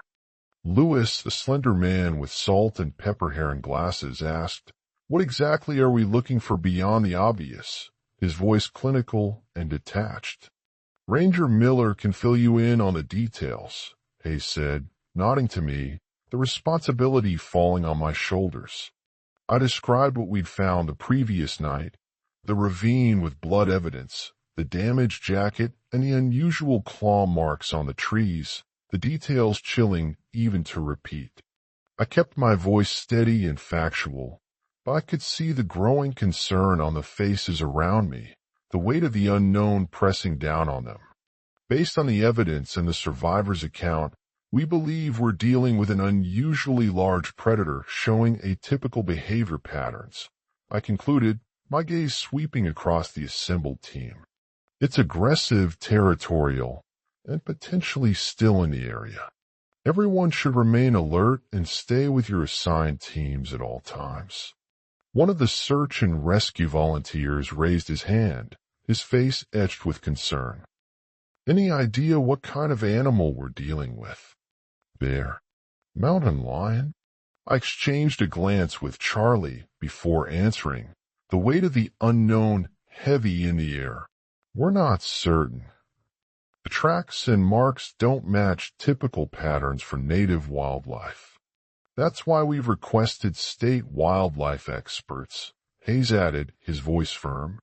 Everyone carries bear spray and maintains radio contact at all times. Deputies will be armed. Let's move out. We headed up the trail in a tight group, moving at a steady pace, the tension palpable in the air. The morning air was still cool, but I knew it would warm quickly once the sun cleared the mountain ridges, the change in temperature offering little comfort. Birds called from the trees around us, their ordinary songs creating a discordant backdrop to our grim mission, the sound of nature mocking our somber task. The hike to the Rodriguez campsite took less than an hour, our larger group following the clear trail Charlie and I had established the previous day, the path now imbued with a sense of dread. The campsite remained untouched since we'd left it, the blue tents still open, the scattered supplies exactly where we documented them, a scene frozen in time. Hayes directed his deputies to establish a base camp here, while the rest of us continued toward the ravine, the weight of our mission pressing down on us with each step. Charlie led the way, following our previous path through the underbrush and pointing out the signs we discovered, his expertise invaluable. The video showed Sarah walking in this direction, he explained to the group, his voice low and serious. Based on the evidence, we believe she was attacked somewhere between here and the ravine where we found her jacket. As we approached the ravine, I called a halt and pointed out the disturbed vegetation and blood-stained rocks we discovered the night before, the scene even more disturbing in the light of day. In daylight, the scene revealed more details, drag marks through the underbrush, broken branches with dark stains, and more of those unusual gouges on surrounding trees, a chilling tableau of violence. Dr. Lewis crouched to examine one of the bloodstains, taking samples and sealing them in evidence bags, his movements methodical and detached. Substantial blood loss, he noted clinically, his voice devoid of emotion, consistent with major trauma.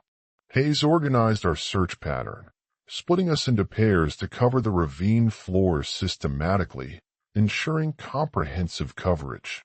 Charlie and I would follow the stream bed downstream from where we'd found the jacket, while other teams would search upstream and along both sides of the ravine, the task ahead daunting. Radio check every 15 minutes, Hayes instructed, his voice firm and commanding. And remember, this isn't just a recovery operation.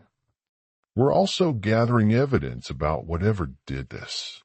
Charlie and I made our way down to the canyon floor using the same rope system as the previous night, the familiar task now tinged with a sense of foreboding. The ravine looked different in daylight, less forbidding, but somehow more revealing in its stark details, the hidden horrors laid bare. The stream bed was narrow, flowing between mossy rocks and fallen branches, the water clear but tainted with a memory of violence. In places, the water ran red-brown with disturbed sediment, a grim reminder of the attack. We moved carefully downstream, scanning both the water and the sloping banks, our eyes constantly searching. Every few yards, Charlie photographed anything unusual, documenting every detail. More blood spots, disturbed earth or vegetation that appeared to have been flattened by something heavy passing through, each finding adding to the growing sense of unease. About a quarter mile from where we'd found the jacket, The ravine widened slightly, creating a small clearing beside the stream, a seemingly peaceful spot now imbued with a sense of dread. Charlie stopped abruptly, raising his hand in a silent signal, his instinct honed by years of experience.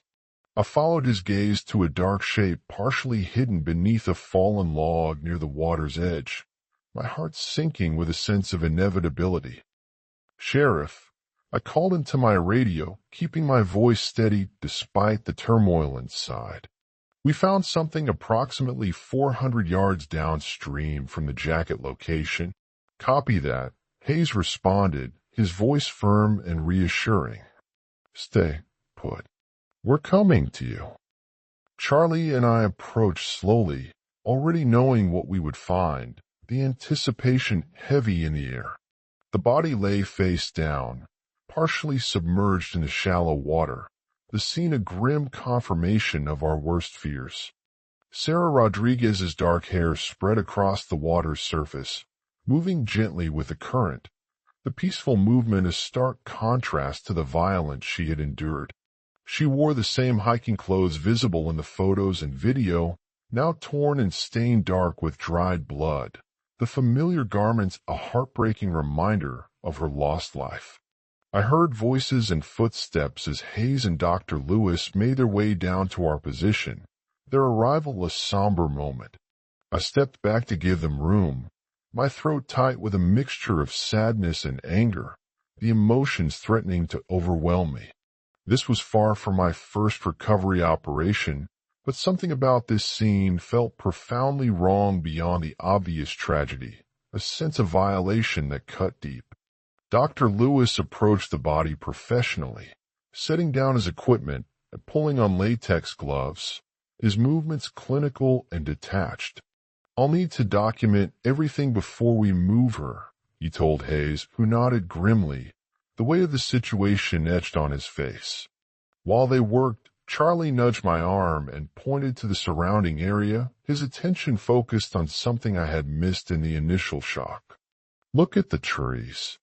I followed his gaze and felt a chill despite the morning warmth, the realization of what I was seeing sending a shiver down my spine. Every tree surrounding the small clearing bore deep gouges in their trunks, not random claw marks, but deliberate patterns carved approximately 7 feet above the ground, a chilling display of territorial marking. The marks formed a rough circle around the area where Sarah's body lay, a macabre border. "It's marking territory," I said quietly, my voice barely above a whisper. "This is a deliberate kill site." Charlie nodded, already photographing the marks, his camera clicking rapidly. "These are fresh. See how the sap is still wet? Some of these were made after we left last night." The implication sent another chill through me, the realization that we were dealing with something intelligent and predatory. The creature had returned to this site after we'd been here, chilling display of dominance. Hayes joined us after speaking with Dr. Lewis, his face grim, the news clearly weighing heavily on him. "What have you found?"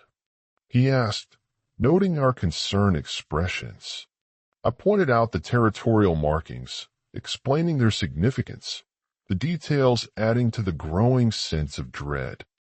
Normal predators don't do this, not with this level of deliberation.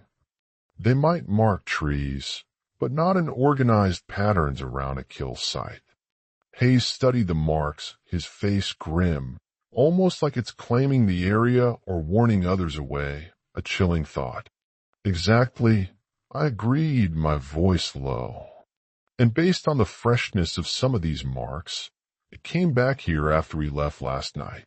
This information visibly troubled Hayes, the implications unsettling.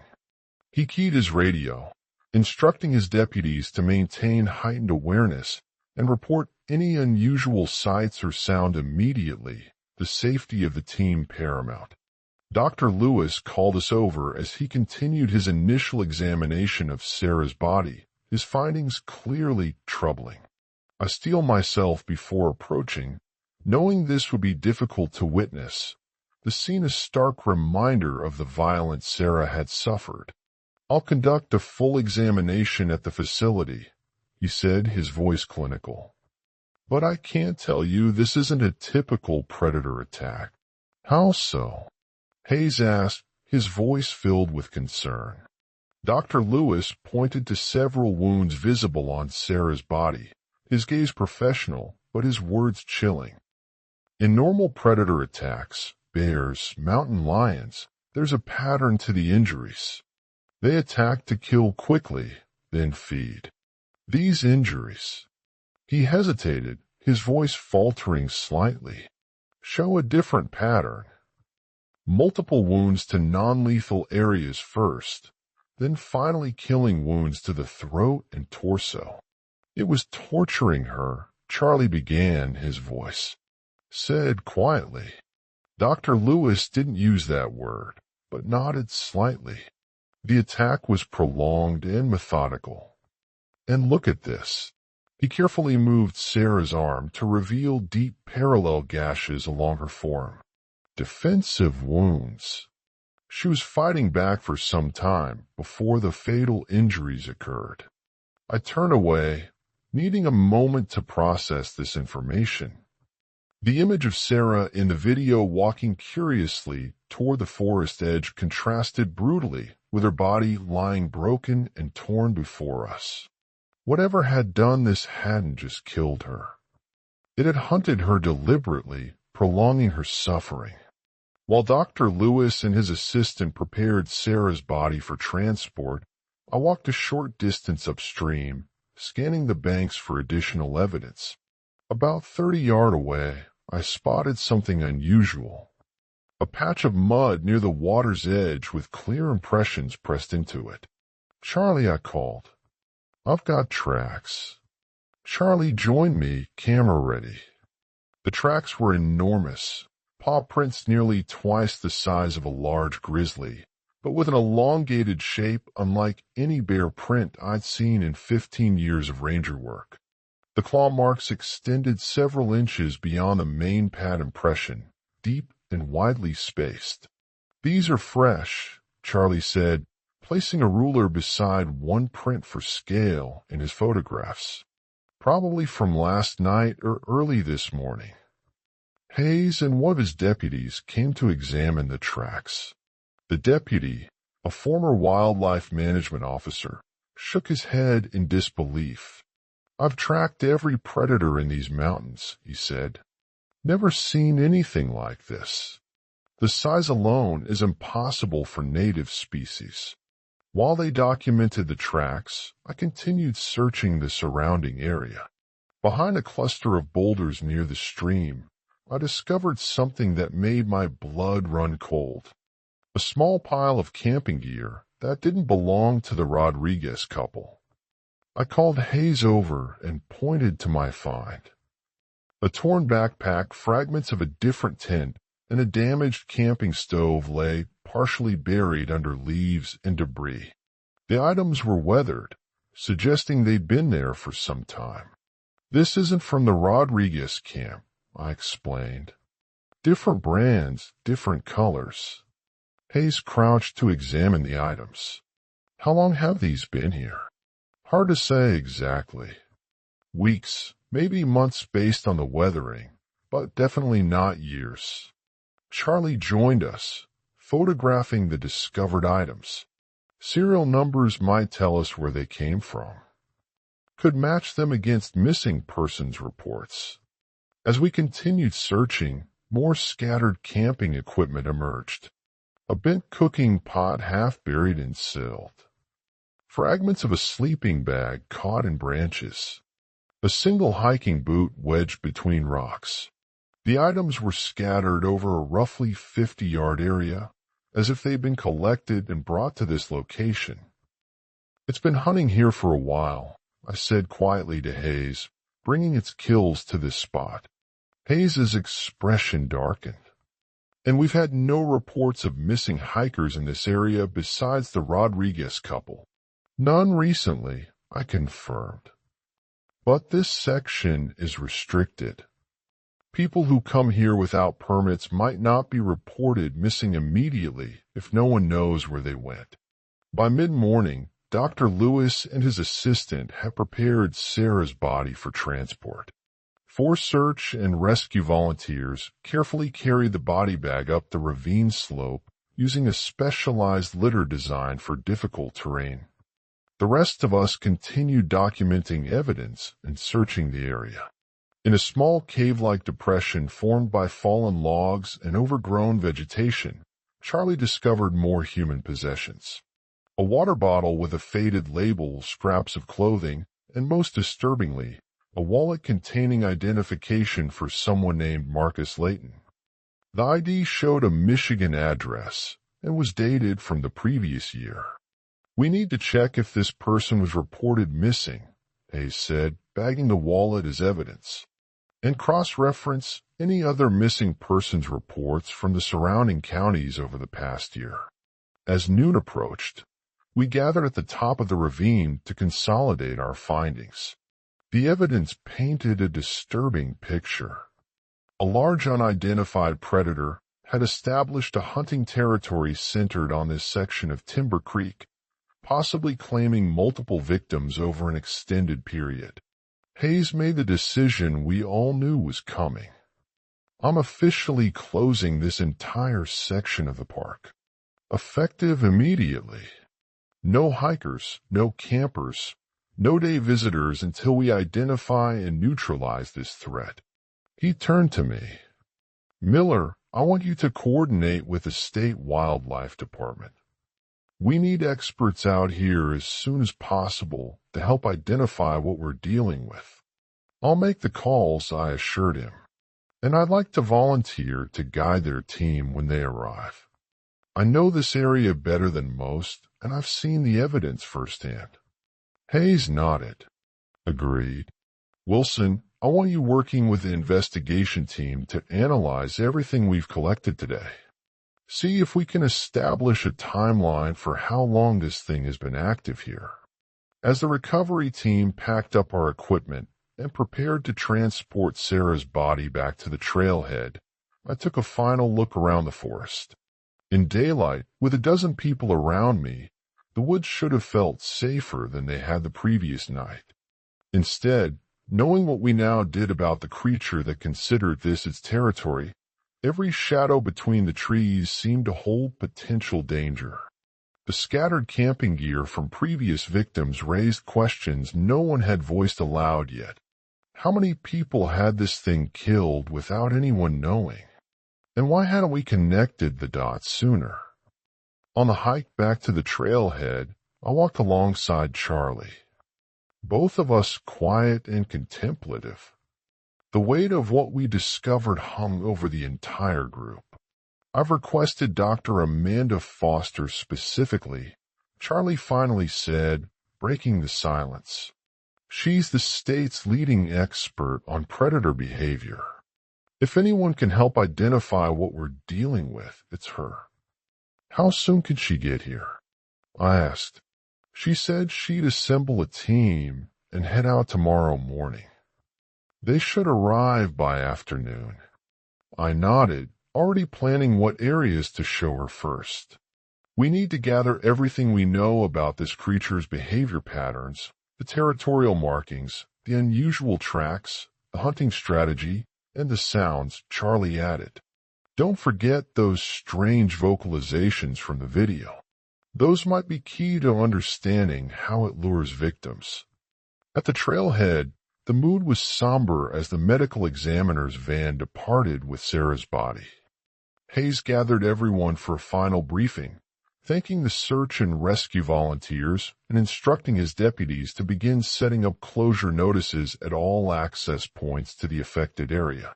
"Miller, Wilson, I'll need your full reports by end of day," Hayes said. "Include everything, no matter how unusual or seemingly insignificant. We need to build a complete picture of what we're dealing with." As the group dispersed to their vehicles, I stood looking back at the forest trail. Somewhere in those trees, a creature was waiting. Something that killed with calculated precision, and marked its territory with deliberate intent. Whatever it was, it had already proven itself more dangerous than any predator I'd encountered in my career. Tomorrow, Dr. Foster and her team would arrive to help identify and track it. Until then, all we could do was analyze the evidence we'd gathered and make sure no one else ventured into its hunting grounds. Charlie touched my shoulder, breaking my reverie. "Come on, we've got reports to write and calls to make." I nodded and turned away from the trail.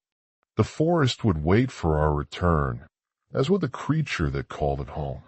2 days had passed since we recovered Sarah Rodriguez's body from the ravine. The park remained closed to the public from the eastern trailhead all the way to Timber Creek, with sheriff's deputies stationed at key access points to turn away anyone who hadn't gotten the message. I spent most of that time buried in reports and phone calls, coordinating with various agencies while Charlie worked with Hayes to process the evidence we collected. I waited at the eastern access point parking lot, leaning against our truck as a small convoy of state wildlife department vehicles pulled in. 3 SUVs with official markings rolled to a stop, their tires crunching on the gravel. From the lead vehicle stepped a woman I recognized immediately as Dr. Amanda Foster. She moved with quick, purposeful steps toward me, extending her hand. Her light brown hair was pulled back in its characteristic tight ponytail, and she wore practical field clothes, cargo pants, hiking boots, and a light jacket with the Wildlife Department logo. "Ranger Miller," she said, shaking my hand firmly. "Wish we were meeting under better circumstances." "Same here, Dr. Foster. Thanks for coming so quickly." She turned and gestured to the 4 people emerging from the other vehicles. "My team, Dr. Kaplan, is our pathologist. Lynn is our tracking specialist. Michaels handles tech and surveillance. And Rodriguez is our field biologist." Each nodded as she introduced them. They looked professional and capable, already unloading equipment from their vehicles. "I reviewed all the materials you sent over," Dr. Foster said, pulling a tablet from her pack. "The tracks, the claw marks, the video footage, very unusual." "That's putting it mildly," I replied. "Nothing about this fits normal predator patterns." Dr. Foster nodded. "Which is why we're here with specialized equipment. If this is an exotic species or a severely diseased native animal, we need to identify it quickly." I helped her team sort through their gear while bringing her up to speed on what we'd learned since my last update. "We've confirmed the ID from the wallet found at the site," I explained. "Marcus Layton, age 28, reported missing last October after a solo hiking trip. His car was found at a trailhead about 10 miles from here, but search teams never located him." "And now we know why," Dr. Foster said grimly. "Any other matches from the recovered items?" 2 more possible IDs from personal effects. Sheriff Hayes is still running them down, but it looks like we might have at least 3 previously unknown victims. Her team finished loading their equipment into backpacks, cameras, tracking devices, sample collection kits, and what looked like tranquilizer rifles. "Our plan?" she asked, shouldering her pack. "I'll take you to the kill site first. It's about a 90-minute hike from here. Charlie's meeting us there with some of the deputies." The hike-in was quieter than 2 days ago. Without the urgency of a rescue operation, we moved at a steadier pace. Dr. Foster walked beside me at the front of the group, asking occasional questions about the terrain and previous sightings. "The tracks you photographed," she said as we crossed a small stream. "The proportions are what trouble me most. Too large for any known bear species in North America, and the gait pattern is all wrong. What about an escaped exotic private collection, maybe?" She shook her head. "Possible, but unlikely." Large predators that escape captivity usually don't survive long in unfamiliar environments, and they certainly don't establish complex territorial patterns like what you've described. Disease, then something affecting normal behavior. That's more likely, she agreed. Certain neurological conditions can dramatically alter predator behavior, but the size still doesn't match anything native to these mountains. When we reached the Rodriguez campsite, Charlie was already there with 2 deputies maintaining a perimeter around the area. The blue tent remained untouched, now serving as a marker for the investigation. The ravine is this way, I said, leading Dr. Foster and her team through the trees. That's where we found the body and most of the evidence.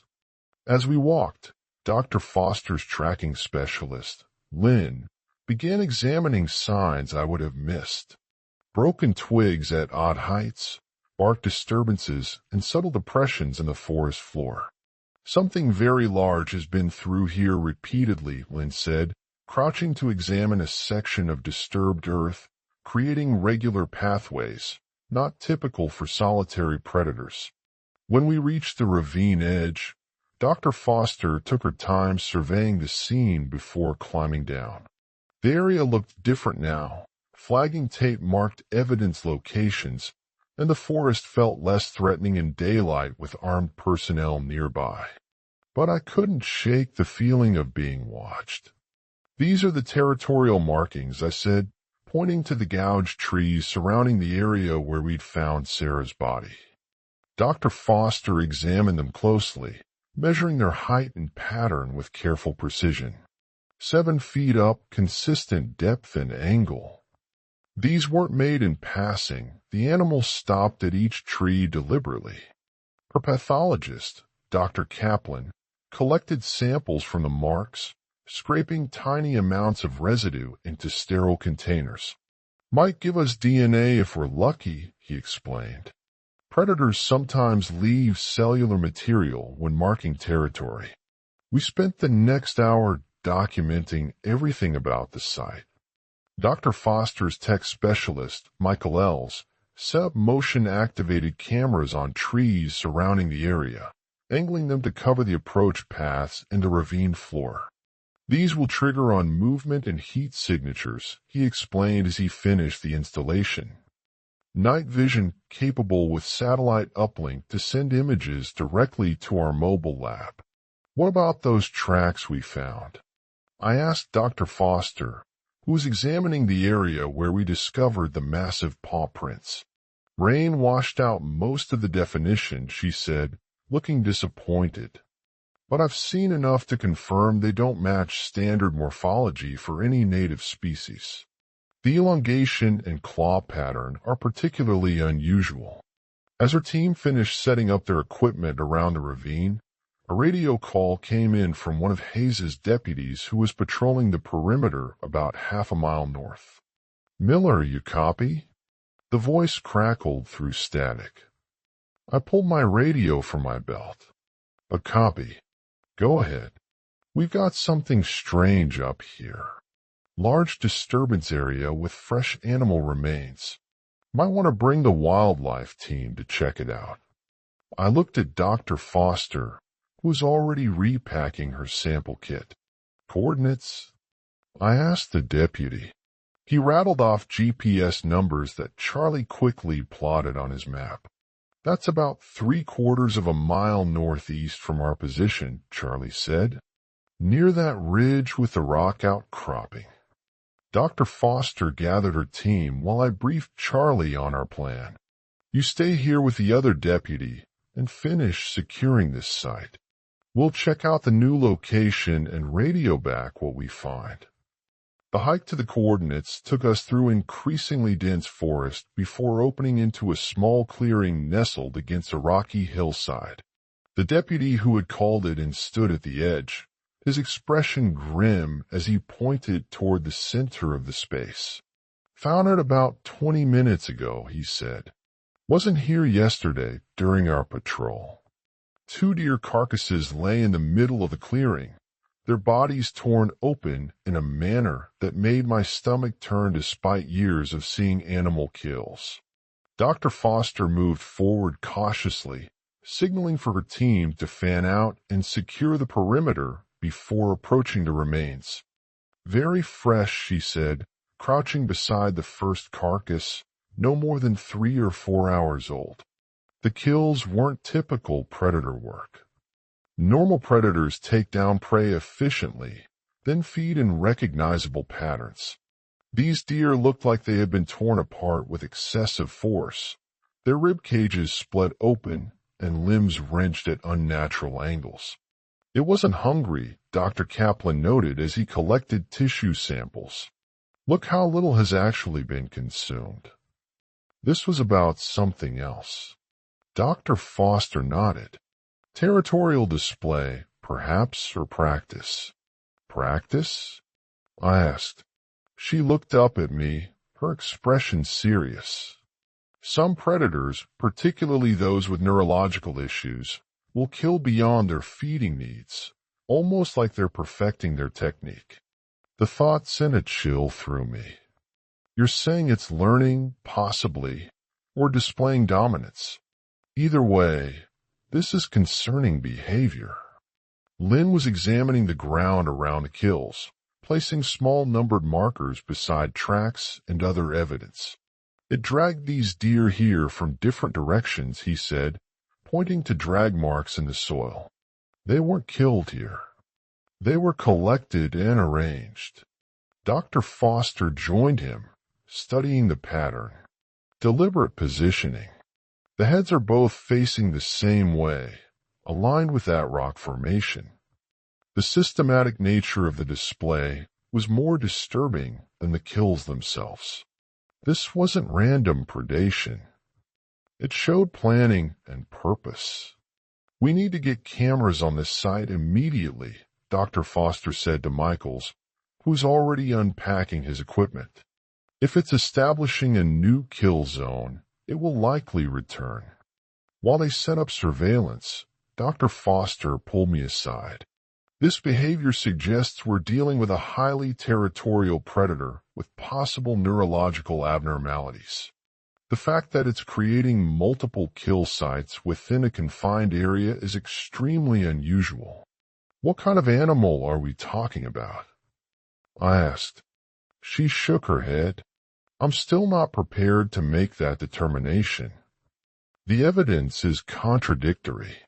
The size suggests bear, but the behavior doesn't match any earth sign patterns I've studied.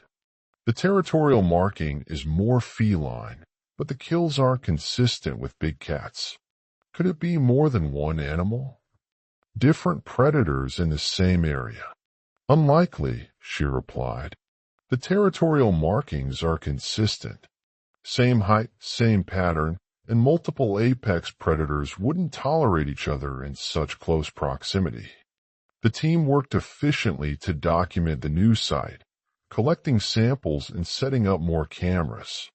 As late afternoon approached, the forest grew quieter, with fewer bird calls penetrating the canopy above us. "We should set up our base camp before dark," Dr. Foster said, checking her watch. "Preferably somewhere defensible, but still within range of our monitoring equipment."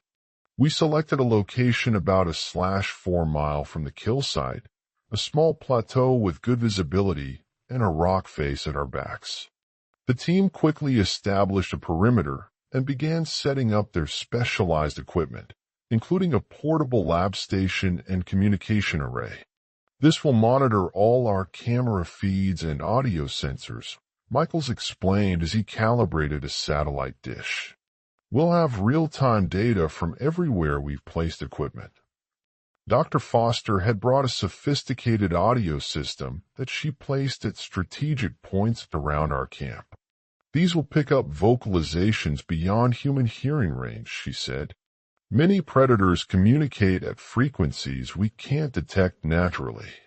As dusk approached, the forest took on that special quality of silence that comes with the transition between day and night predators.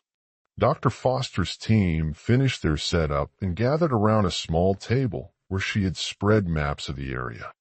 Based on the evidence, I believe the creature has established a territory of approximately 3 square miles centered on the upper Timber Creek Wedge, she said, circling an area on the map. The multiple kill sites suggest it's patrolling regularly, probably along this ridge line and down through these ravines.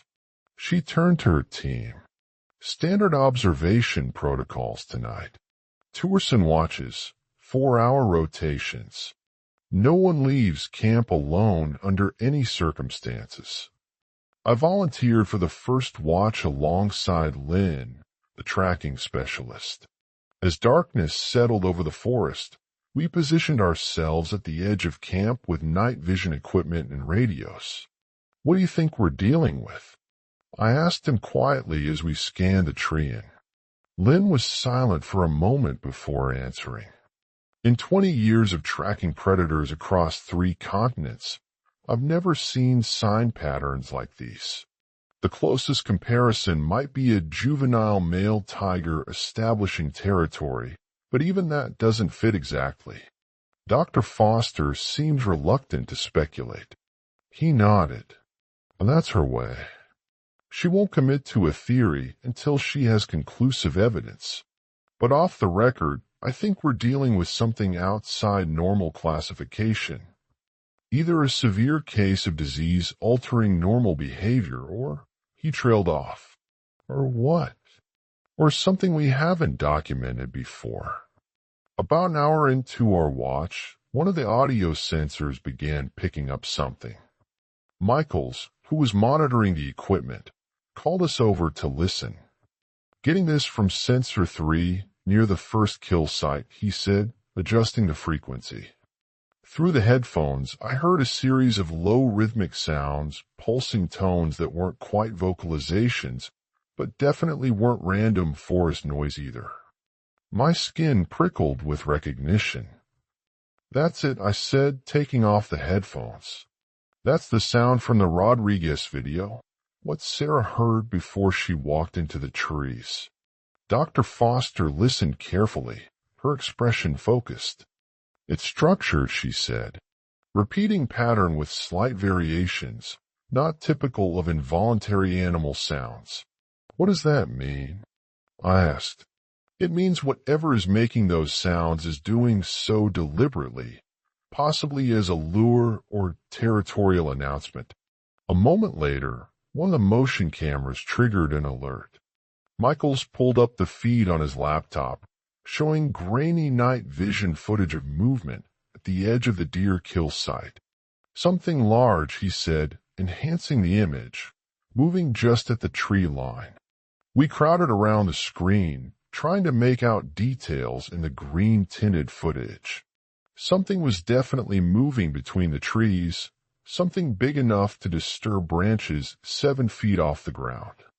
But it stayed just out of clear view. A shadow shifting between trunks. The audio sensors picked up more sounds. The same rhythmic pulses, but louder now, interspersed with what sounded like low growls. It knows we're here, Dr. Foster said quietly. It's responding to our presence. Another camera triggered. This one closer to our camp. The movement was heading in our direction, circling around rather than approaching directly. It's flanking us, Lynn observed, reaching for his rifle. Classic stalking behavior. Dr. Foster quickly mobilized her team, assigning positions around the camp perimeter. Non-lethal measures only, she instructed, handing out tranquilizer rifles. We need this specimen alive if at all possible. I drew my sidearm, taking position alongside Dr. Foster at the eastern edge of our camp. The audio sensors continued picking up those strange pulsing sounds, now coming from multiple directions. It's trying to confuse us about its location, Dr. Foster said, adjusting her night vision goggles. Very sophisticated hunting strategy. Through my own goggles, I scanned the forest edge, watching for movement. The undergrowth about 50 yards out swayed slightly, though there was no breeze.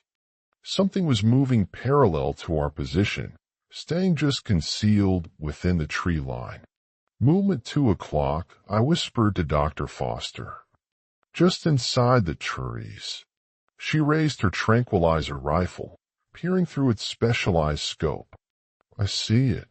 Large mass moving deliberately, trying to get a clear shot. The creature continued its careful circuit of our camp, never fully exposing itself, but making no effort to hide its presence either. The message was clear. It was letting us know we were in its territory. Another camera triggered, this one at the north edge of our perimeter. On the monitor, we could see a large shadow pass directly in front of the lens, momentarily blocking the view entirely. Whatever it was close now, perhaps 30 yards from our position. Dr. Foster's team maintained discipline, holding their positions as the creature circled us. The pulsing sounds grew louder, now clearly audible, without the sensors echoing through the trees from changing directions. It's hunting us, Dr. Foster said quietly, testing our defenses. I kept my weapon ready, scanning the tree in methodically. For a brief moment, I caught a glimpse of something moving between two large pines. A massive shape that seemed to flow rather than walk with what looked like patchy fur catching the ambient light. It was gone before I could focus clearly. Did you see that? I asked Dr. Foster. She said, her voice barely audible. Yes, something we've never encountered before. The weight of those words settled heavily in the tense silence. The hunt was on, and we were the hunted. The methodical nature of the attack on Sarah, the deliberate prolonging of her suffering, it all pointed to something far more sinister than a simple animal encounter. The image of her, juxtaposed against the video, was burned into my memory. It fueled a need for answers. I needed to understand what we were dealing with and bring it to an end. I couldn't shake the feeling that more lives were on the line. Those tracks, they were massive, almost cartoonishly so. You just didn't see anything like that in this part of the country. The deputy's disbelief was palpable. He'd spent years tracking predators, and nothing had ever come close to this. The discovery of the additional camping gear only deepened the mystery. It wasn't just about the Rodriguez couple anymore. There were other victims, scattered signs of lives cut short and then deliberately collected. The fact that this had been going on for weeks, maybe months, without anyone noticing was truly unsettling. These woods were patrolled. Hikers came through here. How could something like this remain hidden for so long? Hayes' decision to close the park was inevitable, but it didn't make it any easier. It meant admitting that there was something out there that we couldn't control, something that posed a direct threat to human life. Coordinating with the state wildlife department was the next logical step. We needed experts, and we needed them fast. Dr. Foster was the best there was. I knew she'd see things that the rest of us might miss. Her reputation for being thorough and methodical was well-deserved, and I was grateful she was willing to drop everything and come. I knew that I'd be useful as well. I knew the terrain, every ridge and ravine, and I had a sickening familiarity with the evidence. As the recovery team carried Sarah's body out of the ravine, I was struck by how much the woods had changed in the last 24 hours. What had seemed like a beautiful, tranquil wilderness was now a hunting ground, every shadow concealing an unknown danger. The questions lingered in the air, unspoken but ever present. How many others were out there? Why hadn't we seen this coming?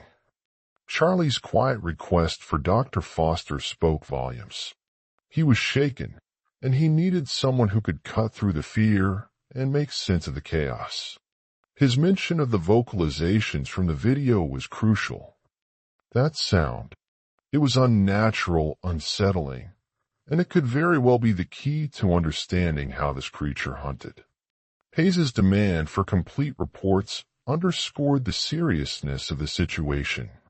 Every detail mattered, no matter how small or insignificant it might seem. We had to build a comprehensive picture, and we had to do it quickly. As I looked back at the forest, I knew that we were walking into the unknown, but we had a responsibility to protect those who might wander into this creature's territory, and we wouldn't rest until we had answers. The drive to the eastern access point was filled with a sense of grim anticipation. The park's closure was a stark reminder of the danger that lurked within its boundaries. My mind raced, trying to piece together the fragments of evidence, searching for patterns and connections. Dr. Foster's arrival was a welcome sight. Her no-nonsense demeanor and focused energy instilled a sense of confidence. She wasted no time getting down to business, reviewing the evidence and asking pointed questions. I appreciated her directness and her willingness to listen to my observations. The team she brought with her were clearly top-notch. Each of them brought a unique set of skills and expertise to the table. The confirmation of Marcus Layton's identity was a sobering moment. It was no longer a matter of speculation. We had a name, a face, a life that had been stolen by this creature. The possibility of more victims, based on the recovered personal effects, was chilling.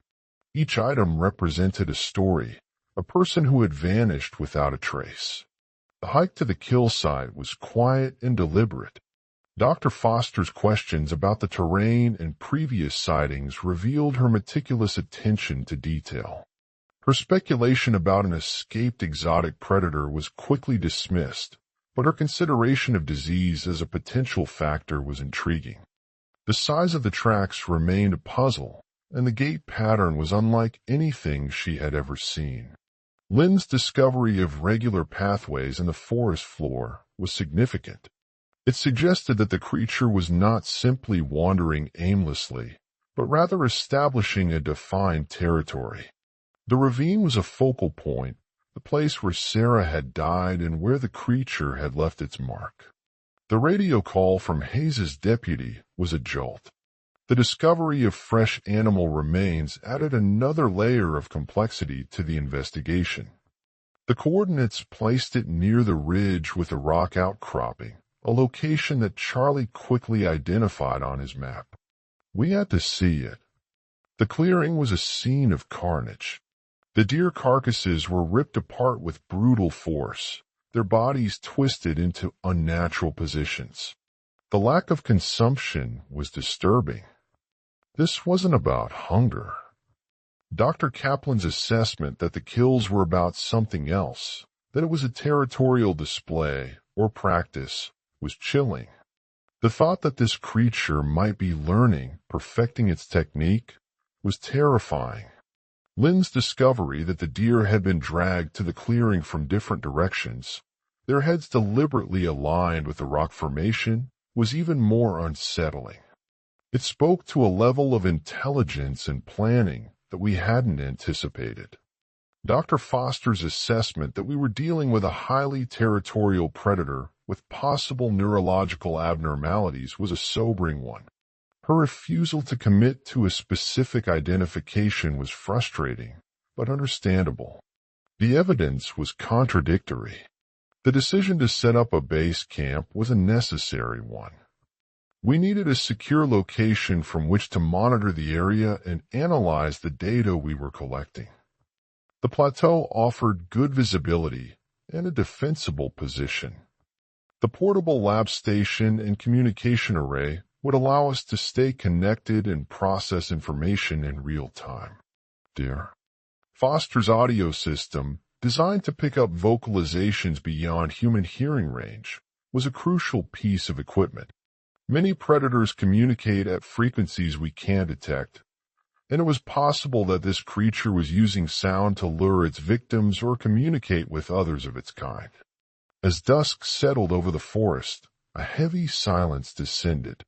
It was a silence that spoke of danger, of unseen eyes watching us from the shadows. Dr. Foster's warning to maintain standard observation protocols and never leave camp alone was a reminder of the risks we faced. Lynn's admission that he had never seen sign patterns like these in his 20 years of tracking predators was deeply unsettling. His suggestion that we might be dealing with something outside normal classification, either a severely diseased animal or something completely new, was terrifying. The audio sensor's detection of low rhythmic sounds near the first kill site sent a shiver down my spine. It was the same sound from the Rodriguez video, the sound that Sarah had heard before she walked into the trees. Dr. Foster's confirmation that the sound was structured, a repeating pattern with slight variations, was significant. It meant that the creature was making those sounds deliberately, possibly as a lure or a territorial announcement. The motion camera's capture of movement at the edge of the deer kill site was a jolt. Something large was moving in the trees, disturbing branches high off the ground. The audio sensors picked up more sounds, the same rhythmic pulses interspersed with low growls. It knew we were there. It was responding to our presence. Another camera triggered, this one closer to our camp. The movement was heading in our direction, circling around rather than approaching directly. It was flanking us, classic stalking behavior. Dr. Foster quickly mobilized her team, handing out tranquilizer rifles and instructing them to use non-lethal measures only. We needed to capture this creature alive if possible. I drew my sidearm and took position alongside Dr. Foster, scanning the forest edge. The audio sensors continued to pick up those strange pulsing sounds, now coming from multiple directions. It was trying to confuse us about its location. Very sophisticated hunting strategy. The glimpse of a massive shape moving between the trees, a fleeting image of patchy fur and fluid movement, was enough to confirm what I already suspected. We were dealing with something extraordinary, something dangerous, and something that defied explanation. The hunt was on, and we were definitely being hunted. She nodded, her expression tense, though not quite enough to identify the emotion. A sudden sharp crash echoed from the opposite side of the camp, instantly snapping our heads in that direction. One of the sturdy supply containers had been toppled, sending our meticulously organized equipment tumbling and scattering across the uneven ground. What was unsettling was that no one was anywhere near it. The sound originated from an entirely deserted section of our perimeter. "It's trying to lure us out," Dr. Foster cautioned, her voice firm and unwavering through the comms. "Everyone maintain your positions."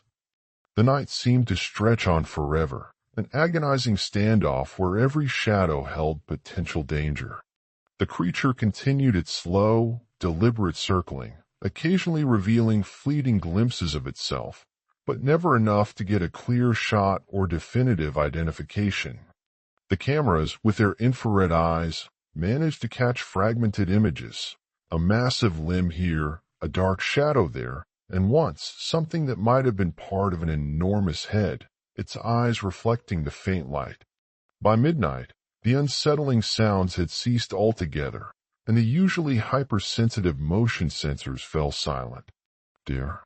Foster, ever cautious, maintained our heightened alert status for another hour before cautiously easing our posture back to normal watch rotations. "It's accomplished what it set out to do," she stated matter-of-factly as we gathered back at the heart of the camp. "It confirmed our presence and tested our responses. Classic territorial behavior, but with an unusual level of sophistication." "Will it be back?" I asked, the question hanging in the cool night air. "Absolutely," she replied with unwavering certainty. "It's clearly interested in us. The question is whether it perceives us as a threat to be eliminated or as potential prey." Her team devoted the next hour to meticulously reviewing the fragmented footage and audio recordings, painstakingly extracting what little information they could glean from the encounter. The images remained frustratingly inconclusive, revealing only parts of something undeniably large moving with calculated precision, but never a complete or coherent view of the entire creature. "Tomorrow we'll track it," Dr. Foster announced, her voice resolute. "Based on its movement patterns tonight, I believe we can identify the general direction of its den or resting area." As the rest of the team began preparations for the remaining night watches, I couldn't shake the unsettling feeling that the encounter had unfolded precisely as the creature intended. It had observed us, tested our boundaries, but revealed virtually nothing about itself in return. Whatever was hunting in these mountains, it wasn't simply operating on primal instinct. The calculated nature of its movements, the deliberate sounds it generated, the way it circled our camp without ever fully exposing itself, all of it pointed to an intelligence that made it far more dangerous than any ordinary predator. I took the final watch before dawn, my gaze sweeping across the silent, foreboding forest. A growing certainty gnawed at me that our hunt was only just beginning, and that the creature we sought was equally engaged in hunting us. The audio sensors continued to pick up those unnerving rhythmic sounds long after the creature's physical presence had faded from our perimeter. Even with no new motion alerts triggering the cameras, I couldn't shake the persistent feeling that we were being watched from the impenetrable darkness. My 4-hour watch with Dr. Kaplan passed without any further incident, but sleep came in fits and starts when my shift finally ended. I dozed in broken intervals, each snap of a twig or rustle of wind through the trees instantly dragging me back to full alertness. Just before dawn, I was jolted awake by Lynn shaking my shoulder urgently. "One of the remote sensors picked up movement," he said quietly, his voice laced with concern. "Dr. Foster wants everyone ready to move in 15 minutes. I hauled myself up from my sleeping bag, my muscles aching from the accumulated tension of the previous day. The eastern sky was just beginning to show the first faint hints of gray light as the entire team gathered around Michael's monitoring station.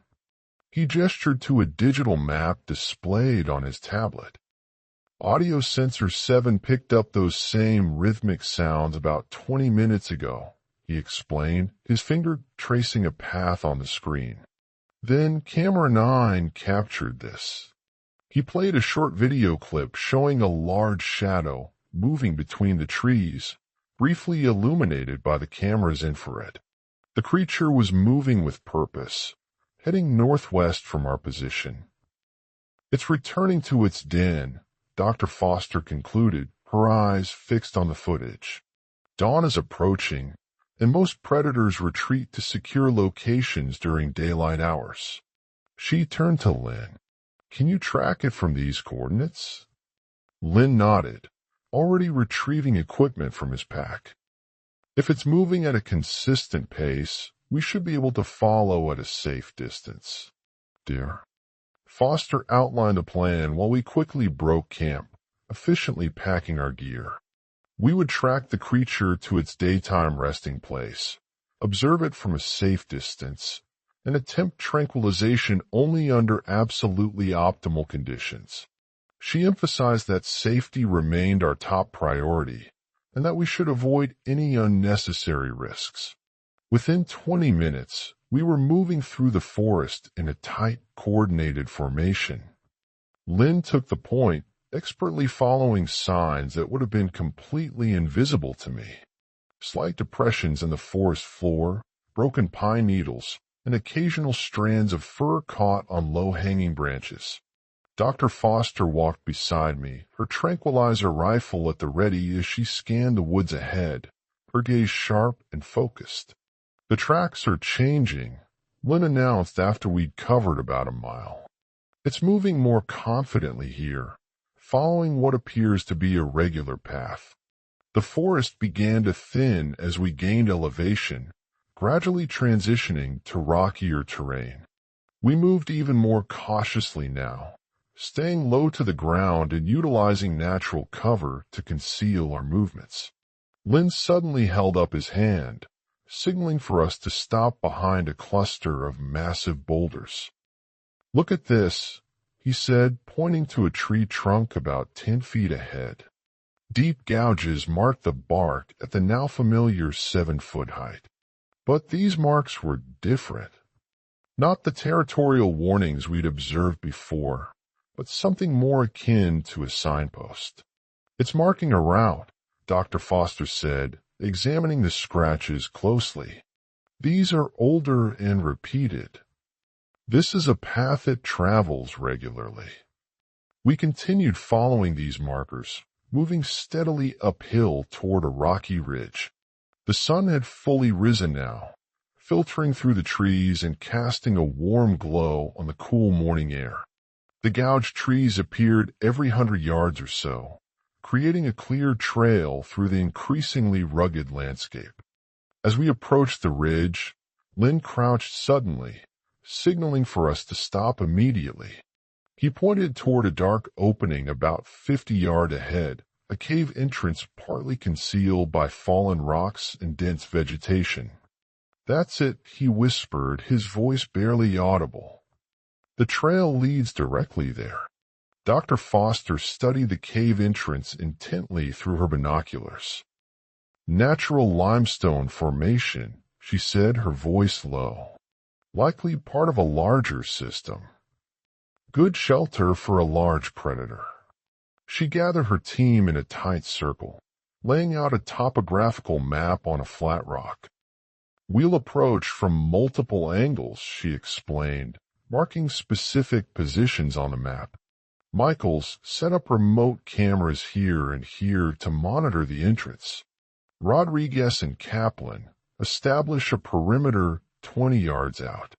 Lynn, you'll accompany me and Ranger Miller for a closer inspection." Dr. Foster meticulously checked her tranquilizer rifle. "Remember, we want this specimen alive, if at all possible. Use lethal force only as an absolute last resort." I checked my sidearm, hoping I wouldn't need it. The morning light made the forest seem less menacing than it had during the night, but the cave mouth ahead remained an ominous black void against the sunlit rocks. We moved into position carefully, with Michaels deploying small, strategically placed cameras that would transmit live footage to his tablet. Once the perimeter was established, Dr. Foster, Lynn, and I began our cautious approach to the cave entrance. The ground around the opening told a grim story. Bones littered the area, mostly deer and elk, their ends gnawed and splintered. Lynn pointed out several human-made items partially buried in the dirt: a crushed metal water bottle, fragments of synthetic fabric, and what appeared to be a bent hiking pole. "This confirms it's the same creature that attacked the hikers," I said quietly, examining a torn backpack strap. "It's been bringing items back to its den." "Dear?" Foster nodded grimly. "The behavior fits. Predators that develop a taste for human prey often collect items associated with their kills." Lynn moved closer to the cave entrance, studying the ground with intense focus. "These tracks are fresh," he whispered. "It definitely went in recently." Dr. Foster signaled for us to stay put while she retrieved something from her pack, a small thermal imaging device that she pointed toward the cave opening. "Heat signature approximately 30 feet inside," she confirmed. "Large mass consistent with a bear-sized animal. It appears to be stationary." She turned to me.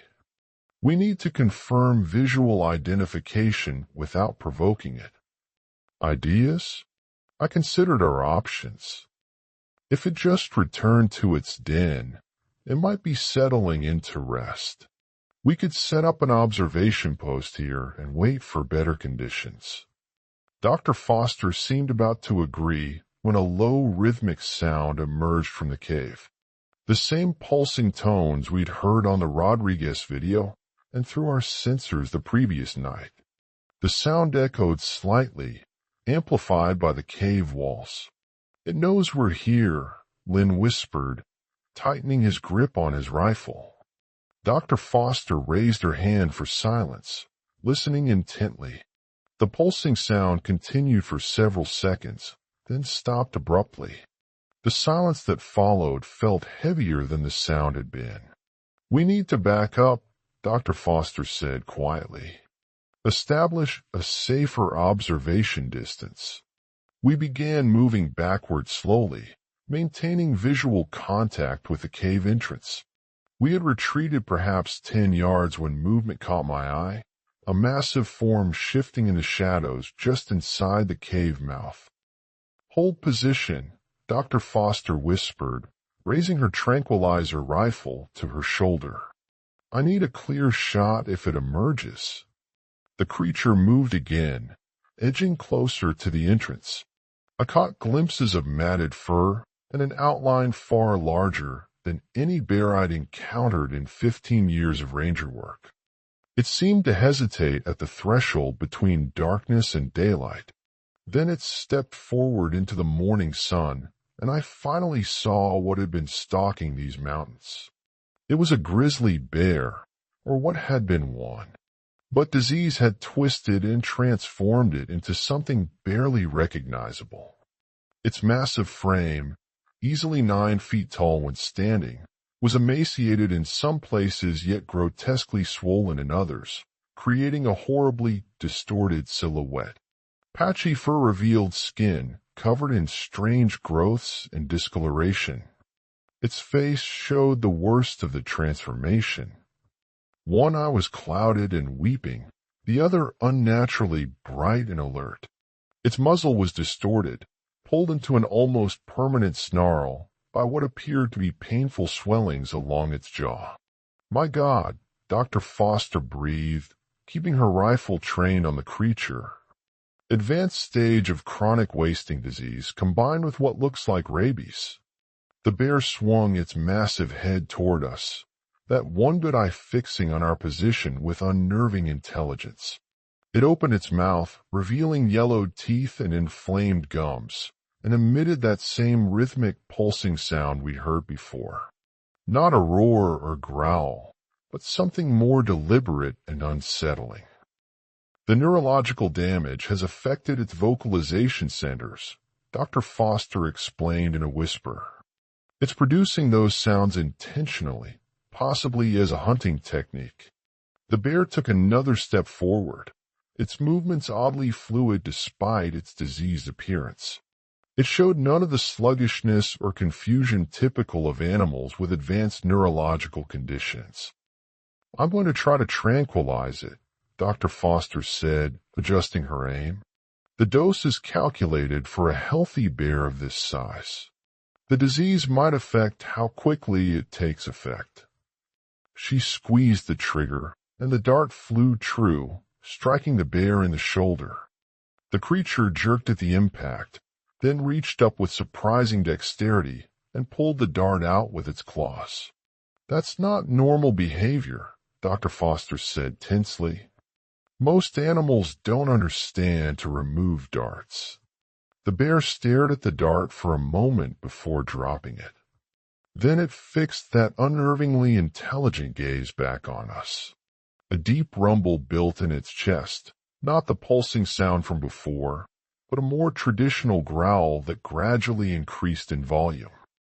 "The tranquilizer should take effect within minutes," Dr. Foster said, though uncertainty crept into her voice. "We need to maintain this distance and wait." But the bear showed no signs of slowing down. Instead, it dropped to all fours and began a deliberate approach, its massive paws leaving deep impressions in the soft earth. Its movements had a calculated quality that sent a chill down my spine. This wasn't the random aggression of a rabid animal or the confusion of a creature with brain disease. It was hunting us. "Something's wrong," Lynn said. "It should be showing some effects by now." Dr. Foster loaded another dart. The disease might be affecting drug absorption. I'll try once more with a higher dose. She fired again. The dart found its mark. This time, the bear didn't bother removing it, seemingly focused entirely on closing the distance between us. It increased its pace, moving with surprising speed for such a large animal. "It's not working," I said, drawing my sidearm. "We need to pull back." Dr. Foster lowered her tranquilizer rifle with visible reluctance. The combined diseases must have altered its physiology more than I anticipated. "Start backing toward the perimeter slowly." We began retreating, maintaining eye contact with the advancing bear. It matched our pace exactly, neither gaining nor losing ground, like it was toying with us. Then it made that pulsing sound again, and to my horror I heard a response from somewhere to our right. The same rhythmic pattern echoed back. "That's one of our audio sensors," Michael called from his position. "It's mimicking the sound." The realization struck me like a physical blow. The creature had learned to replicate the sounds from our equipment, using our own technology against us. The intelligence this implied was far beyond normal bear behavior, even accounting for the disease. When we were approximately 20 yards from the cave entrance, the bear suddenly stopped. For a brief moment, I thought the tranquilizer might finally be taking effect. Then it reared up on its hind legs, standing at its full, terrifying height, and let out a roar that echoed across the ridge. "It's charging!" Lynn shouted as the bear dropped back to all fours and surged forward with explosive speed. Dr. Foster scrambled backward, still trying to maintain enough distance for the tranquilizer to work. "Non-lethal." "Try to—" Her words were cut off as the bear closed the gap with unbelievable quickness. It was moving directly toward her, jaws open, and those diseased eyes fixed on its target. I didn't hesitate. I raised my sidearm, aimed for the center of mass, and fired 3 shots in rapid succession. The rounds hit their mark, causing the bear to falter momentarily, but they weren't enough to stop its charge. The bear redirected toward me now, perhaps recognizing the greater threat. I continued firing, backing away as quickly as I could while maintaining my aim. Behind me, I heard Lynn's rifle crack twice. The combined fire finally had an effect. The bear slowed, dark blood matting its already patchy fur. It stood swaying for a moment, that intelligent eye still fixed on me with what looked unnervingly like hatred. Then it collapsed forward, its massive body hitting the ground with enough force to shake the earth beneath my feet. For several tense seconds, no one moved. Then Dr. Foster approached cautiously, her tranquilizer rifle exchanged for a heavy-caliber handgun. "Stay back," she warned. Even mortally wounded, it could still be dangerous. She circled the fallen creature carefully, watching for any signs of movement. When she was confident it posed no further threat, she holstered her weapon and switched back to scientific observation. "It's dead," she confirmed, turning to her team. "Kaplan, bring the sampling kit. We need to collect tissues immediately." The tense silence that had gripped us during the encounter gave way to controlled, efficient activity. Dr. Foster's team moved with practiced precision, photographing the creature from multiple angles before beginning their sample collection. I stood a short distance away, my sidearm still drawn, as I processed what had just happened. The bear's size alone was exceptional, easily 1,000 pounds, despite the wasting effects of the disease.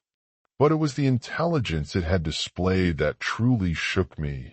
A calculated hunting strategy, the ability to remove tranquilizer darts, the mimicry of our equipment sounds. None of that fit with normal bear behavior, even accounting for rabies. Dr. Foster joined me after supervising the initial sample collection. "You made the right call," she said quietly.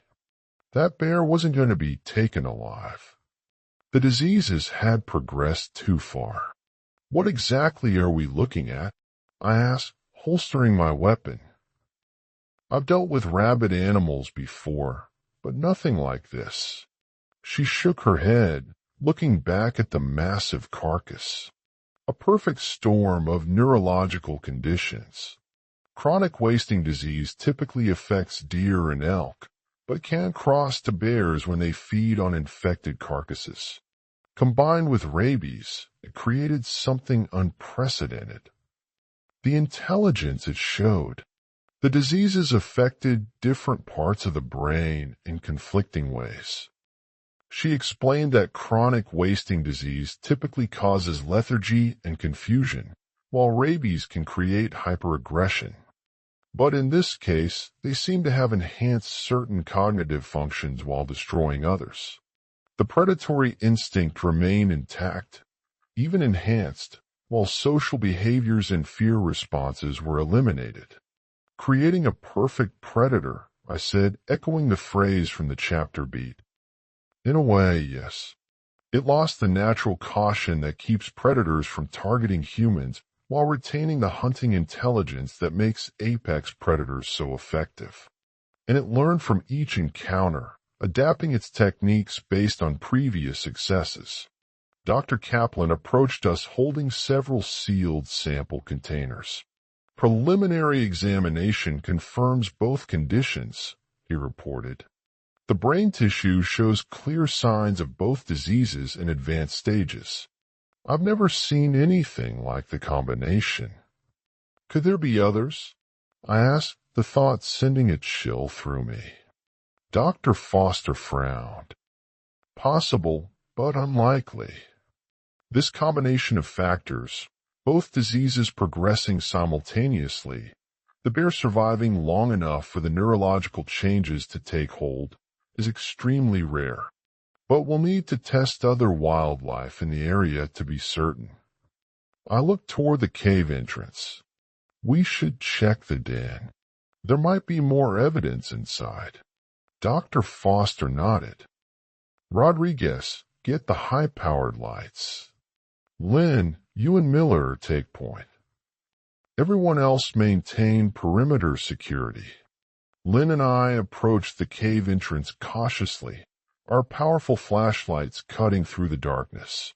The tunnel extended about 30 feet before opening into a larger chamber. The stench was overwhelming, a mixture of decay, animal musk, and something sickly sweet that I assumed came from the bear's disease condition. Our lights revealed a grim collection. Animal bones were scattered throughout the chamber, some old and yellowed, others still carrying strips of flesh. More disturbing were the human artifacts, torn backpacks, shredded clothing, and a single hiking boot that matched the description of Marcus Layton's gear. "It was collecting trophies," Lynn said quietly, playing his light over a pile of items that had been arranged almost deliberately against one wall.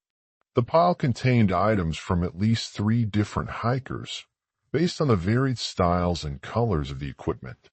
A blue sleeping bag, torn open but recognizable as different from Rodriguez's gear. A red backpack with Canadian flag patches. A silver thermal blanket, crumpled but still partially intact. "This confirms our suspicions about the previous missing hikers," I said, photographing the collection.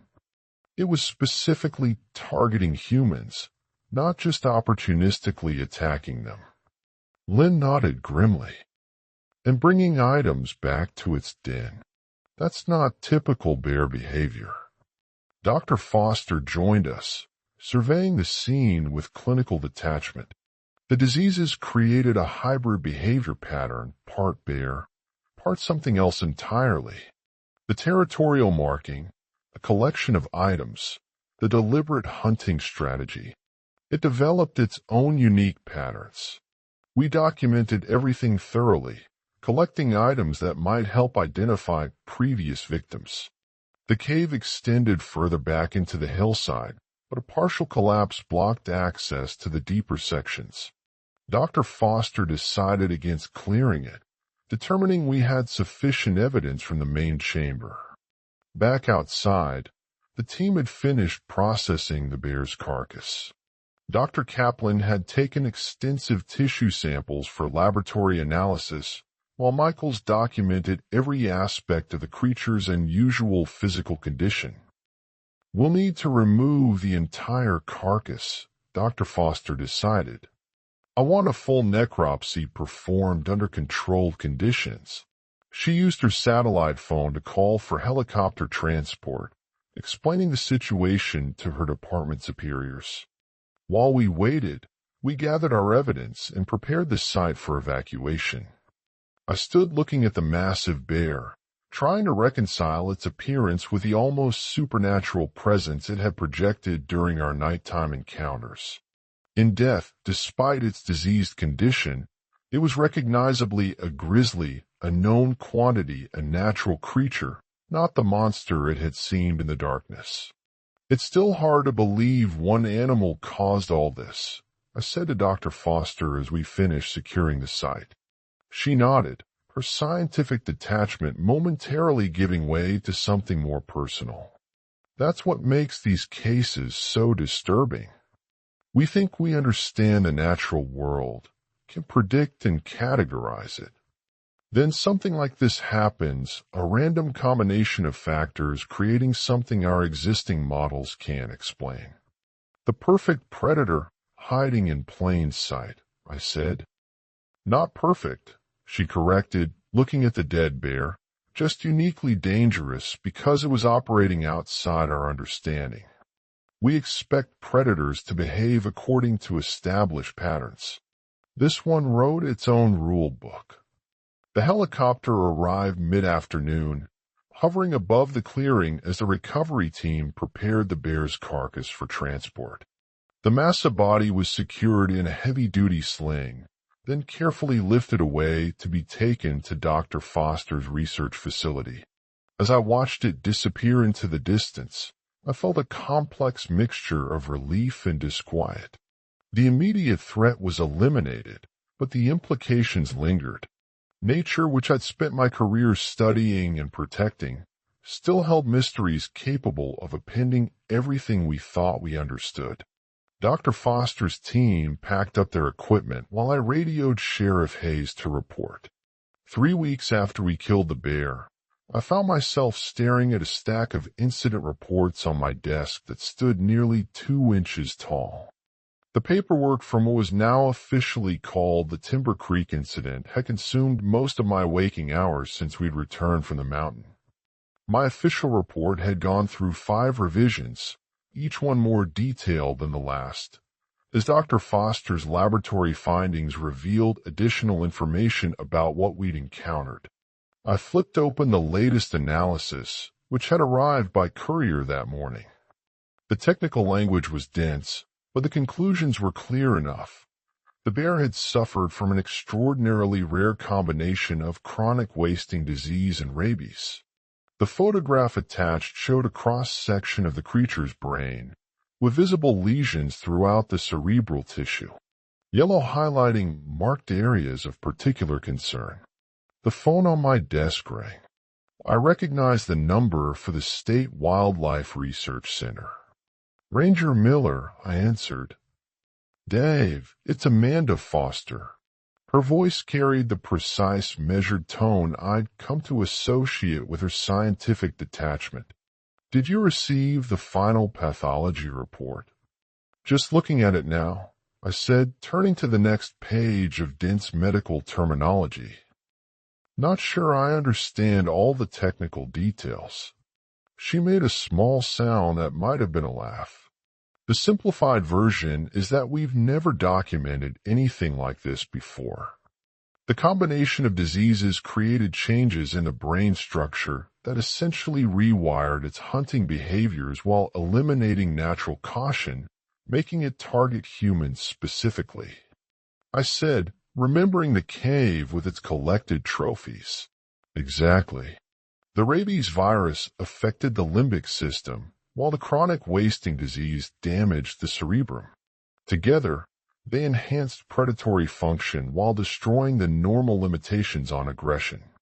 I turned to the recommendations section of the report. Any chance there are others? That's actually why I called, she said. We've completed testing on 27 other bears and over 50 deer and elk in the affected area, all negative. This appears to have been a genuinely isolated case. I felt relief wash through me. The thought of multiple predators with the same condition had haunted my dreams since we'd returned from the mountain. The probability factors make it extremely unlikely to. If that bear were to get sick again, she continued, it would be extraordinarily bad luck. The bear had likely contracted chronic wasting disease from feeding on deer carcasses that were already infected, and then it was exposed to rabies, maybe from a raccoon or a fox. The fact that the bear managed to survive long enough for both diseases to really take hold simultaneously, instead of just dying quickly, well, the odds of that happening are astronomical. So we basically caught lightning in a bottle, I said. Essentially, yes, Dr. Foster agreed. But that doesn't mean we shouldn't be prepared for similar anomalies in the future. After hanging up with Dr. Foster, I went to the conference room where Charlie was helping me put together a training session for the other rangers in our district. We'd spent the previous week creating new protocols for how to spot and deal with animals showing signs of neurological issues. Charlie glanced up from arranging the handout materials as I walked in. How's the final report coming along? Conclusive, I said. The lab confirmed that our bear was a 1 in a million case. The testing on other wildlife came back negative. He nodded. His relief was clear. Well, that's something at least. Rangers from 3 districts began to file into the room. I recognized most of them, experienced professionals who had spent years working in these mountains. The mood was somber as they took their seats. Word about what had happened at Timber Creek had spread quickly through the service, taking on an almost legendary quality as it was retold. I waited until everyone was seated before I started. Thanks for coming. As you all know, 3 weeks ago, we had a very unusual predator situation in the Timber Creek area. It resulted in 1 fatality and 1 civilian injury. For the next hour, Charlie and I went over everything we had learned with them.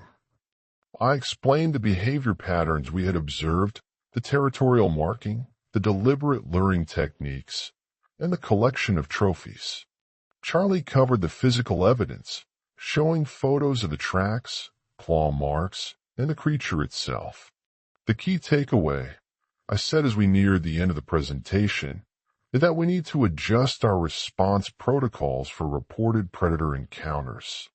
What we previously dismissed as exaggeration or misidentification might actually be early warning signs of abnormal behavior. A ranger from the Northern District raised her hand. So every time a hiker claims they saw something weird, we're supposed to launch a full investigation? Not exactly, I replied. But we need to cross-reference reports more carefully. Look for patterns in specific areas. If multiple hikers report unusual sounds or behavior from wildlife in the same region, that warrants closer attention. We handed out the new protocol manuals that I had developed with Dr. Foster's input. They included updated reporting forms, behavioral assessment checklists, and emergency response procedures.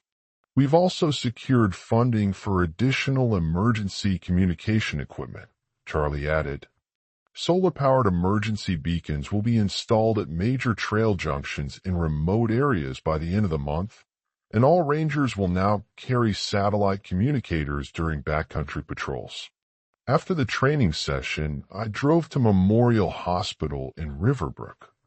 I'd visited Chris Rodriguez twice since the incident, watching his physical recovery while his emotional state remained fragile. Today would likely be my last visit before he returned home to his family in Colorado. I found him sitting by the window in his room, staring at the mountains visible in the distance. The scratches on his face had started to heal, pink lines replacing the angry red gashes. His leg was still bandaged where the bear had clawed him, but he could now walk with assistance. "Ranger Miller," he said, turning as he heard me enter. His voice was stronger than it had been during my last visit. "Any news?" I pulled up a chair beside him. "The investigation is officially closed. We've confirmed that it was a grizzly with an extremely rare combination of diseases that altered its brain function." He nodded slowly, his eyes drifting back to the window. "Doesn't change much for me." "No," I said quietly. We sat in silence for a moment before he spoke again. "The doctors say I can go home next week. Physically, I'm healing well." He tapped his temple. "Up here is another story. Have you been talking with someone?" I asked. "Yeah, the hospital has a trauma counselor. She says it'll take time." His voice broke slightly. "Sarah's parents came by yesterday. They don't blame me, but I keep thinking there must have been something I could have done differently." "There wasn't," I said firmly. Dr. Foster's analysis showed that the bear had developed specific luring techniques. Those sounds it made triggered an almost hypnotic response in some people. Sarah couldn't have resisted that pull. He looked at me, his eyes searching for reassurance. "You really believe that?" "I do," I said, and I meant it. The combination of diseases created something unpredictable, something no one could have prepared for. Before I left, I gave him my card with my personal cell number written on the back. "If you ever need to talk, or if you have questions later, call me day or night." He took the card, tucking it carefully into his wallet. "Thank you for everything." The following week, Sheriff Hayes and I held a joint press conference to announce the reopening of the Timber Creek area. Hayes handled most of the questions, presenting the situation as an unfortunate but resolved wildlife incident. I provided technical details about the new safety measures being implemented throughout the park.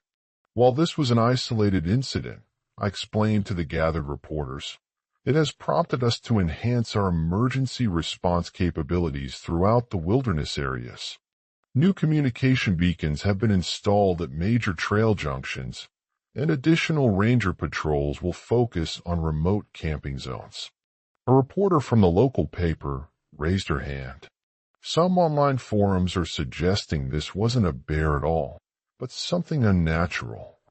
Care to comment?" I had been expecting this question. The incident had sparked numerous conspiracy theories online, with some people suggesting everything from escaped government experiments to supernatural creatures. "The physical evidence is conclusive," I said firmly. Laboratory analysis confirmed that this was a grizzly bear suffering from a combination of diseases that altered its behavior. Nothing more, nothing less. After the press conference, I returned to the ranger station to find Charlie reviewing permit applications for the coming weekend. Now that the Timber Creek area was reopening, we were expecting an influx of hikers and campers eager to explore the previously restricted zone. "How many so far?" I asked, looking over his shoulder at the stack of forms. 17 for tomorrow alone," he said, shaking his head. "Nothing like a predator attack to make people want to visit an area." "Human nature," I replied. "Make something forbidden, and suddenly everyone wants to see it." "I've been marking all Timber Creek permits for special briefing," he said, pointing to a red stamp at the top of several applications. "Figured you want to handle those personally." I nodded. "Good call." The next morning, I arrived at the station early to prepare for the day's permit briefings. The first applicants were a young couple in their 20s, equipped with high-end gear that still had the shine of minimal use. They wanted to camp near Timber Creek for 2 nights. "That's a challenging area," I said, spreading a topographical map on the counter between us. "The terrain is steep, and the weather can change rapidly." The man Jason, according to his application, leaned forward eagerly. "We heard that's where the attack happened. Is it true the bear was collecting human trophies?" I felt a flash of irritation, but kept my expression neutral.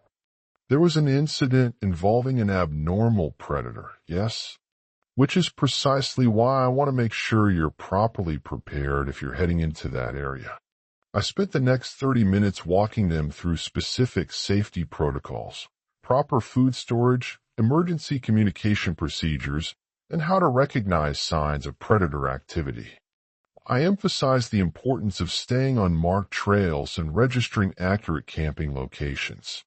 "The new emergency beacons are located here, here, and here," I said, marking the map with a highlighter.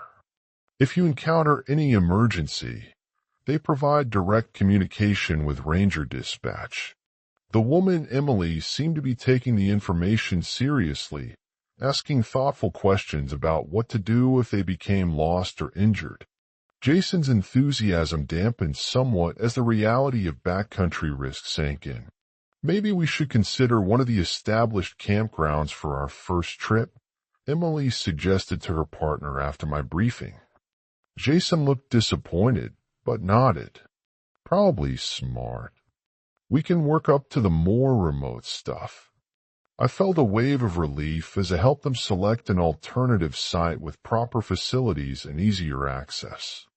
Before they left, I gave them trail maps and information about ranger-led hikes where they could gain experience under supervision. Throughout the day, I conducted similar briefings for other permit applicants. Some, like Jason and Emily, reconsidered their plans when faced with the realities of backcountry camping. Others proceeded with their permits, but with a more serious understanding of the preparation required. By late afternoon, the rush had subsided, and I took the opportunity to head out on patrol. Charlie offered to join me, but I told him I wanted to do this one alone. He understood without needing further explanation. I drove to the eastern access point and parked at the now familiar trailhead. The parking area was half full, mostly day hikers enjoying the beautiful weather. I checked the trail register, noting with approval that everyone had signed in with clear destinations and expected return times. As I hiked up the main trail, I found myself studying the forest with new eyes. The same trees I had passed countless times before now revealed subtle details I had previously overlooked. Signs of wildlife passage, variations in vegetation that indicated different soil conditions, and the way sound traveled through certain sections. When I reached the junction where the path split toward Timber Creek, I paused. The new emergency beacon gleamed at the trail intersection, its solar panel angled to catch maximum sunlight. A fresh sign had replaced the old warning, now including instructions for emergency communication and clearer cautions about wildlife safety. I continued along the main trail, nodding to hikers I passed. Most were well-equipped and moving in groups, following proper wilderness etiquette. Near Little Eagle Lake, I encountered a family setting up camp in a designated area. The father was carefully hanging their food bag from a tree branch well away from their tent. "Good technique," I commented as I approached, identifying myself. "Most people don't get the height, right?" He smiled, looking pleased at the recognition. "Read the new safety pamphlets front to back before we came out. Figured it's better to be overcautious than sorry." I spent a few minutes chatting with the family, answering their questions about local wildlife and pointing out interesting features they might want to explore during their stay. The children listened wide-eyed as I explained how to identify different animal tracks they might find around the lake. As afternoon began to fade toward evening, I made my way back toward the trailhead. The forest felt different now, not in the ominous way it had during the height of the incident, but with a deeper complexity I hadn't fully appreciated before. I paused at a viewpoint overlooking the valley, watching as golden sunlight illuminated the peaks in the distance. The mountains hadn't changed, but my perception of them had. I now understood on a fundamental level that the wilderness wasn't simply a playground or a postcard view. It was a living system, complex and sometimes unpredictable, capable of producing situations beyond our ready understanding. The radio at my belt crackled with a routine check-in from dispatch. I confirmed my location and estimated time of return, the familiar protocol now carrying new significance. These mountains deserved respect, not fear, but a clear-eyed acknowledgement of both their beauty and their capacity for danger. When I returned to the ranger station at dusk, I found Charlie finishing up the day's paperwork. He looked up as I entered. "How is it out there?" he asked. "Good," I replied, hanging my hat on the rack. "Busy, but orderly. Saw lots of folks actually following the safety guidelines for once. Amazing what a little mortal danger will do for compliance rates," he said with a hint of his dry humor. "Should drop significantly by next month." "Then we'll just have to keep reminding them," I said. After Charlie left, I remained at my desk reviewing patrol schedules for the coming week. My attention drifted to a framed photograph on the wall, a panoramic view of the mountain range taken years ago when I first joined the service. I remembered the sense of wonder I'd felt then, the comfortable confidence that I understood these mountains and my place within them.